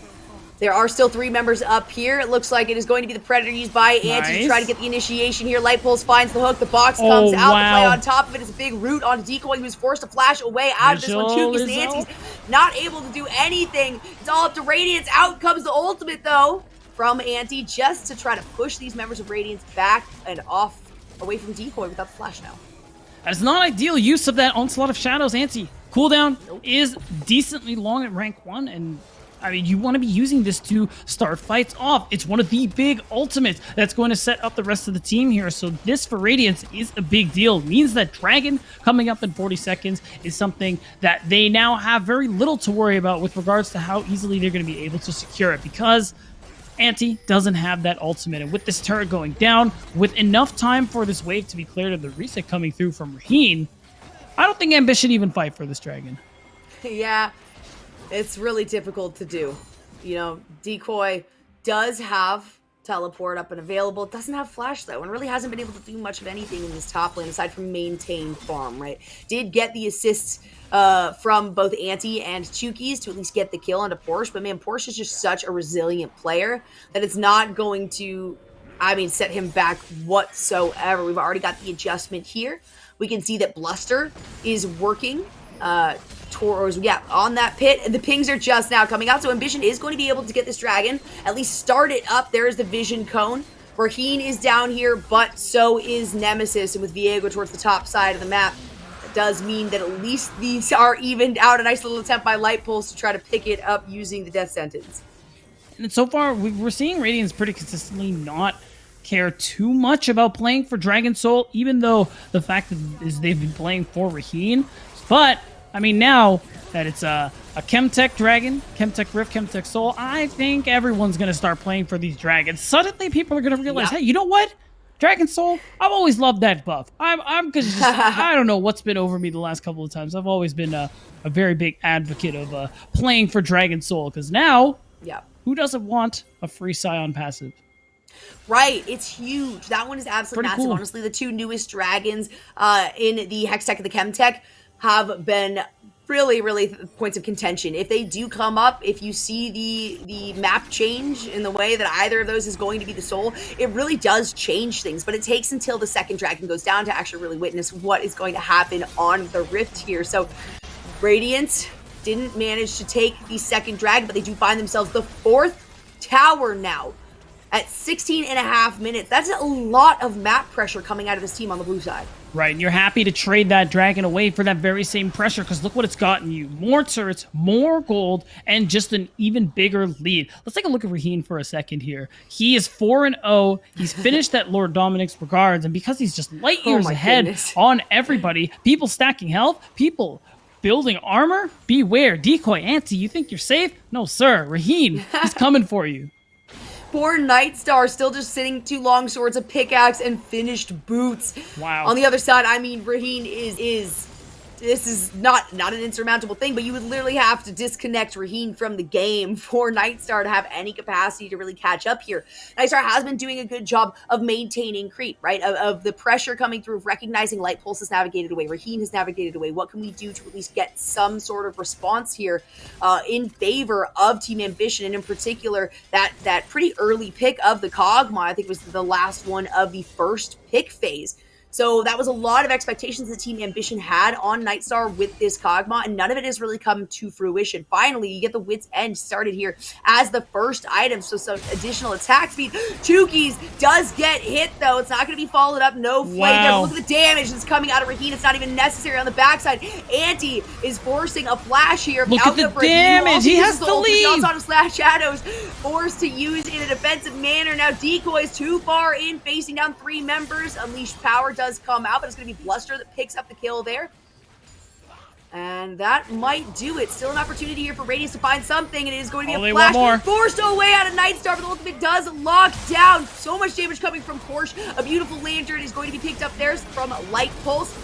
Now it is Nemesis on the backside. Look at the damage from Raheen, though. It's just too dang much. Bluster takes down yet another Nemesis at the flash out of this one as Bluster goes out of stasis here. But it's just the situation that we've seen in the past here in favor of Team Ambition. Nemesis, you're walking into the enemy jungle, and there's no other members of this team up and available aside from now Decoy, who has just respawned. He's going to try to go in, finds the ultimate there, but gets locked down in response. Bluster should have plenty of damage to find yet another kill here for Radiance. And it's just insane. Everything is coming up Radiance here in this game 3. They managed to just take firm control of this game. They're up 10,000 gold now. And Crimson, I mean, I would think he's in trouble, but he's actually not. The Tongue Lash did land, actually. So I think he is. It's a flash forward. The follow-up Tongue Lash did not land. But you do have the grab here from Decoy, and it's going to be Decoy who picks up that kill. The second kill of the game for Team Ambition after almost 20 minutes. And we're going to see a replay of what I'm hoping is the fight in the bottom side jungle there, because this one is really interesting to me. Okay, this is exactly it. You start this fight, you chunk out Chukis, that's all well and good. But look at Anti. The fact that he's here to collapse and he actually can't get on top of Raheen before anyone can actually do anything, he is forced to ult out. That's twice in a row Anti can't use the biggest team fight tool that Team Ambition has. And because of that, it just feels like Team Ambition don't actually have a way back into these fights as long as they can continue pressuring this Hecarim and making it so that he can't properly play the game. And it has been a lot of these ultimates, forced to be used in a defensive way. Same thing with, Fate Sealed. We just saw it happen right there. But look at that damage and the range that you end up getting when you have a champion like Aphelios that far ahead. You think you're far enough away, but that's absolutely not the case. Now you got the Moonlight Vigil up and available again. That is the Unleashed Power that comes out. Nightstar is going to go down to Crimson to start things out. The box on the other side as the rest of Radiance is looking for the initiation. Decoy is caught up by 3 members. Anti is caught up by 2 members. And yet again, Onslaught of Shadows has to be used just to escape from the fight. Nemesis comes in, deals a ton, but only 1 member is going to go down in Crimson here. And Radiance once again find themselves on the upside of these fights. Insane. Bluster and Crimson have been playing great this game, great this series, but this is the Raheen show. Jolly, look at this man, 5-0. And to be fair, Bluster is also 5-0, but I want to see the damage charts later on because Raheen is doing work to the members of Team Ambition. He's getting close to what I can only imagine is going to be that IE, which is going to be insane. Look at that total damage. 5K. More than double that of Bluster. Double that of Bluster. He almost has as much damage as the top 2 from the side of Team Ambition. And just how well they've been able to snowball their 80 carry on the side of Radiance has just been a sight. And they haven't even had to snowball, right? Raheen's just kind of been doing all of this on his own or with the assistance of Light Pulse. But we're going to take another quick look. Oh, no, we're not. We're not going to take another quick look at that one. This is an opportunity potentially. We're going to take a look at the vision. Or we can see Radiance is now pinging things out. I mean, there's very minimal vision. Team Ambition has been, out of these 3 games, definitely the ones that I would say have the higher vision score. When I look at the map, it is mostly these red wards that I'm seeing. But look how defensive they are forced to be already at, less than 22 minutes into this. Not even getting really close to that Dragon Soul. Still minimum of 2 dragons needed for Radiance to actually pick that up. But again, 6 towers this early in the game is massive. And they are looking at getting closer and closer to 10k gold lead as quickly as possible. Man, and it's tough. As you say, the Chemtech Rift doesn't make the Vision game any easier for the team who is falling behind. So many pink wards used just so that you can clear, or rather have a safe pocket of vision in your own jungle. But now look at it, the damage is going down here. Radiance are just melting this Baron, and Light Pulse, he's playing interference. He knows they are close by. Look at the hook! My gosh, the Moonlight Vigil from Raheen will be enough. They're going to disconnect from the Baron. Raheen actually staying on this because the rest of the team is enough to deal some damage here. Light Pulse does have to flash away from that. The Scout of the Week is going to miss. A nice little Lantern, though, provides Porsche an opportunity to get back in with going to be the Baron down with not a single member of Radiance down. All of them maintain life up. And we're going to see this replay, which I'm really excited about, because look at Anti in this fight. Watch the Hecarim and see how, once again, Team Ambition can't get the team fight that they are looking for, Jolly. Look at this. Anti is going in. Light Pulse is doing a good job making sure nobody can sneak up on this squad. And now watch it. He's going to hook Chukis, and then watch Anti. There it is. Big scatter of the week. Big damage coming through, and Onslaught of Shadows out of the fight. I think only one time the members of Radiance have actually been feared by that ultimate, and even then, it did not contribute to a single kill. Yeah, just not enough follow-up there. We talked about the initiation that Team Ambition has had from the very start, and how this is a keep Nightstar alive game. When you're looking at Raheen having taken down Nightstar many times in the early part of the game, you failed at that win condition. And at that point, you need to find damage in other members. When you've got somebody like a Tom Kench on the top side, that's not where you're going to have it supplied from, right? You're not going to have it from this Karma who is building Shirelia, is building defensively. You're also not going to have it on this Yone quite yet, you know, who has, yes, one item finished up, but that is still it. And we're looking at a 3 full item Raheen. Aphelios at this point in the game is terrifying. 3 items to Nightstar's 1.5. Ahead doesn't even begin to describe it. And now you get an objective bounty. Nemesis is TPing in. This is the angle. Maybe this is the fight they finally get. Anti has the Onslaught of Shadows. Will he use it forward? They're looking to potentially end it here. Decoy, look how much damage Decoy is already taking. Doesn't matter that you got the Iceborne Gauntlet locked in. Moonlight Vigil. Follows up and Vigil. Oh my goodness, Nemesis was there for a moment, I believe, but Crimson managed to pick up the kill. Not even the Unleashed Power. Radiance looking to end this. Still has the Baron buff available for almost a full minute, and there is not a single member of Team Ambition that is alive that is capable of stopping Raheen now. Anti tries to jump out, but they're gonna get ulted there by Crimson and by Bluster, who uses the Heartbreaker to follow this up. This is the end of the game. Only 2 members of Team Ambition left alive that are still a part of this fight. Decoy on the back, the last surviving member. Can they even take down yet another one of Radiance? And no, it's just going to be Raheen, who goes a little too far forward, but did so much damage that it doesn't even matter. And that is going to be the end of the game. A 12,000 gold lead to finish things out, and a reverse sweep for Radiance. Radiance getting smoked in game 1, managing to recover, banning out the Sonacera bot lane, making sure such cheese will never be played against them again in this series. Game 2, they made it tight. In game 3, Jolly, they had enough. They weren't interested in playing this series anymore. They wanted to send themselves home. They wanted to send us home. And now we're saying goodbye to Team Ambition, as they are now out of the closed qualifiers. It is unfortunate here to see Team Ambition, you know, do so well, fight so vehemently, and end up having to go home. But you know what? That's what happens in these tournaments, right? We're looking at the top 4 that are going to be going to the playoffs here. And now that also means that Radiance gets the opportunity to prepare themselves to go up against no team, because the winner of that, I believe that's on the 24th, if I'm not mistaken. Yes, the winner of that is going to move on. So we've already got the team locked in. We saw earlier 100 Thieves is our first team to be locked into playoffs for the day. And while we don't get an answer for the second one, we at least do get an answer of who is facing who later on in the bracket. Right, and I think we just got to think, what an insane series we got to watch today, Jolly. I'm so glad that we got to cover it, and I'm so glad I was right about my prediction 100% for the day. But the big thing I want to highlight is everyone on Radiance, especially that last game, were playing out of their minds. I really do especially want to highlight Light Pulse. Game 2 and 3, the dude was a stud, and I think a big contributor, as much as you can make an argument for every other player, a big contributor of why they made Game 2 as close as it was and then won, and why Game 3 was a stomp.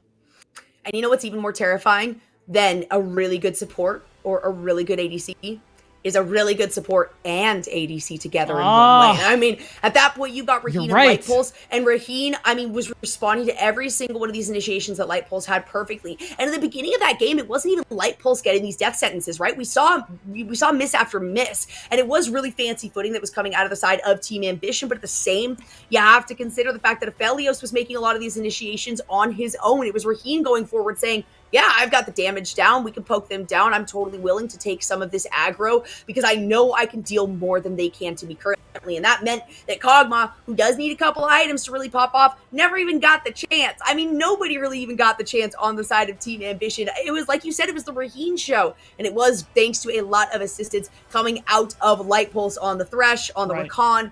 And, you know, the Lulu was still there in the early parts of the game, but it's hard to go up against a combo like Seraphine and Sona. So very obviously, Radiance said, we're not going to give them an opportunity like that. We're going to go with somebody tankier to start the games out. Viego is the selection they went with. So Bluster, of course, big props to everybody on this team. But the most consistency we do have to acknowledge has come from the bottom lane in both Raheen and Light Pulse.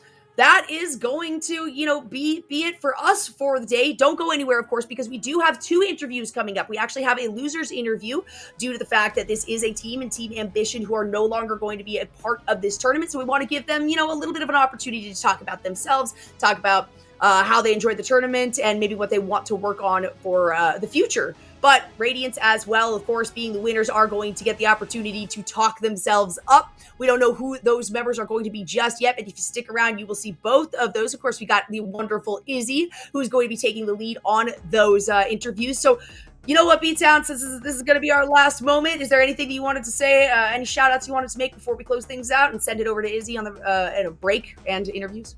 I'm just so glad we got to see a 3-game series, and I'm excited to see how Radiance are going to going for their qualification match.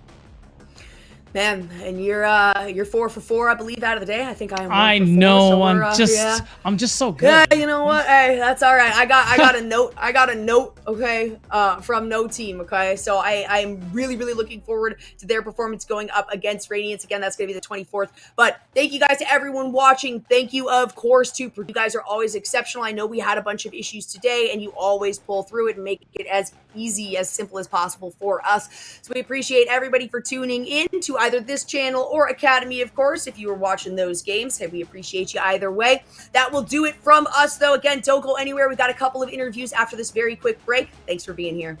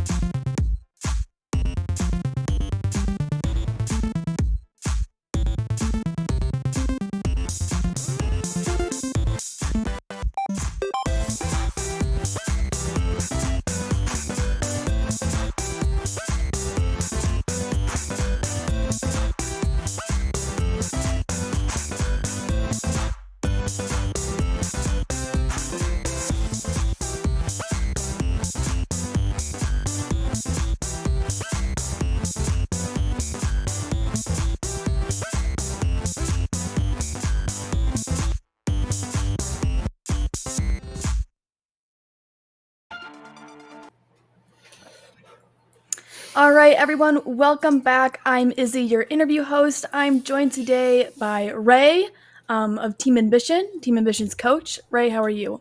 Could be better, but we're doing all right. Absolutely. You guys put up a pretty good fight in those 3 games of that series. And I want to kind of go back to game 1 and discuss the draft a bit. I really enjoyed the Sarasota bot lane. It's not something we see a lot. How do you kind of set up your players to make these picks? Well, I'd say we have a lot of trust in each other. You can tell based off our drafts from the team that in every scrim set and every match, when a matchup looks good, we trust it. So we actually haven't played that specific bot lane too many times, but it just looked like a really good lane. I had trust in the players, so we locked it in and then built the comp to match it. Absolutely. And you followed with another AP bot lane with the Ziggs. Are those picks that you guys can really kind of, get into and explore as a team, especially with a jungler and a top lane that kind of prefer those AP picks, especially with like the Talon and Zed on Anti? The AD picks, you mean? Yeah. Yeah, AD. Yeah. So outside of Jinx and the Caitlyn, a lot of viability happens in the bot lane. You saw it with the Ziggs, the Seraphine.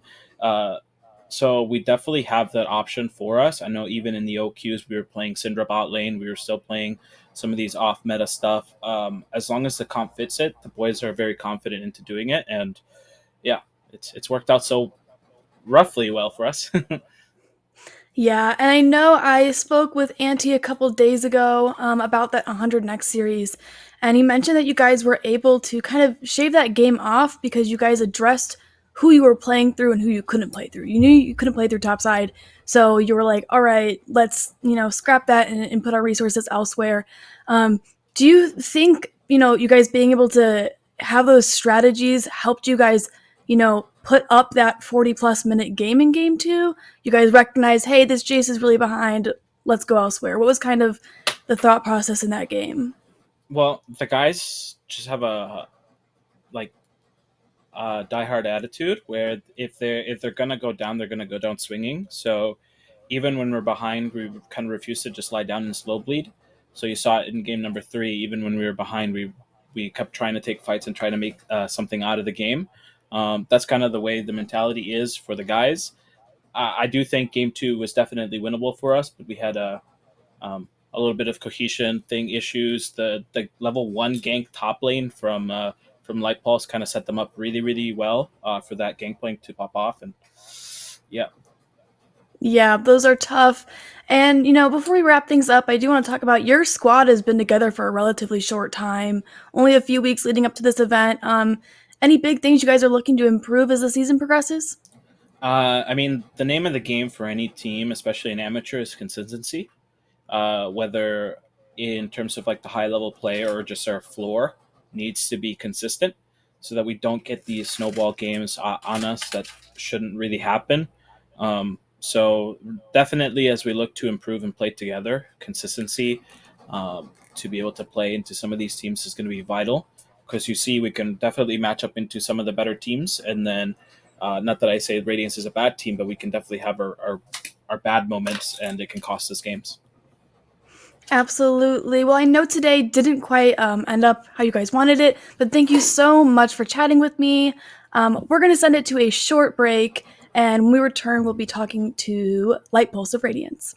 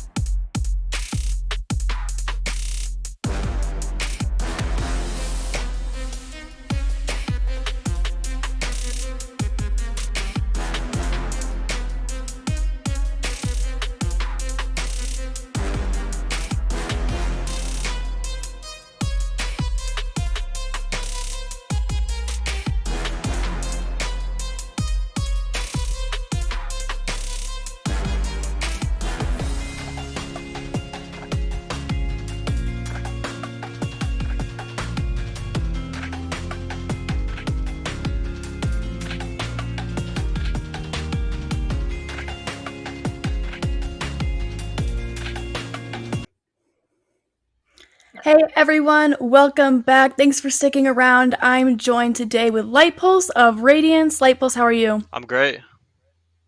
Yeah, and congratulations on such a great series. Game 1 aside, you guys came back pretty aggressively in game 2. Breakdown kind of how your team adjusted from that first game to that second game. Well, we really wanted their bot lane to pick a real bot lane after game 1 because they picked, Seraphine Sona. So we banned the Seraphine in game 2, and then they still tried to pick Ziggs, but we were able to 40-minute banger, get all the team fights where we wanted them. So ended up good for us.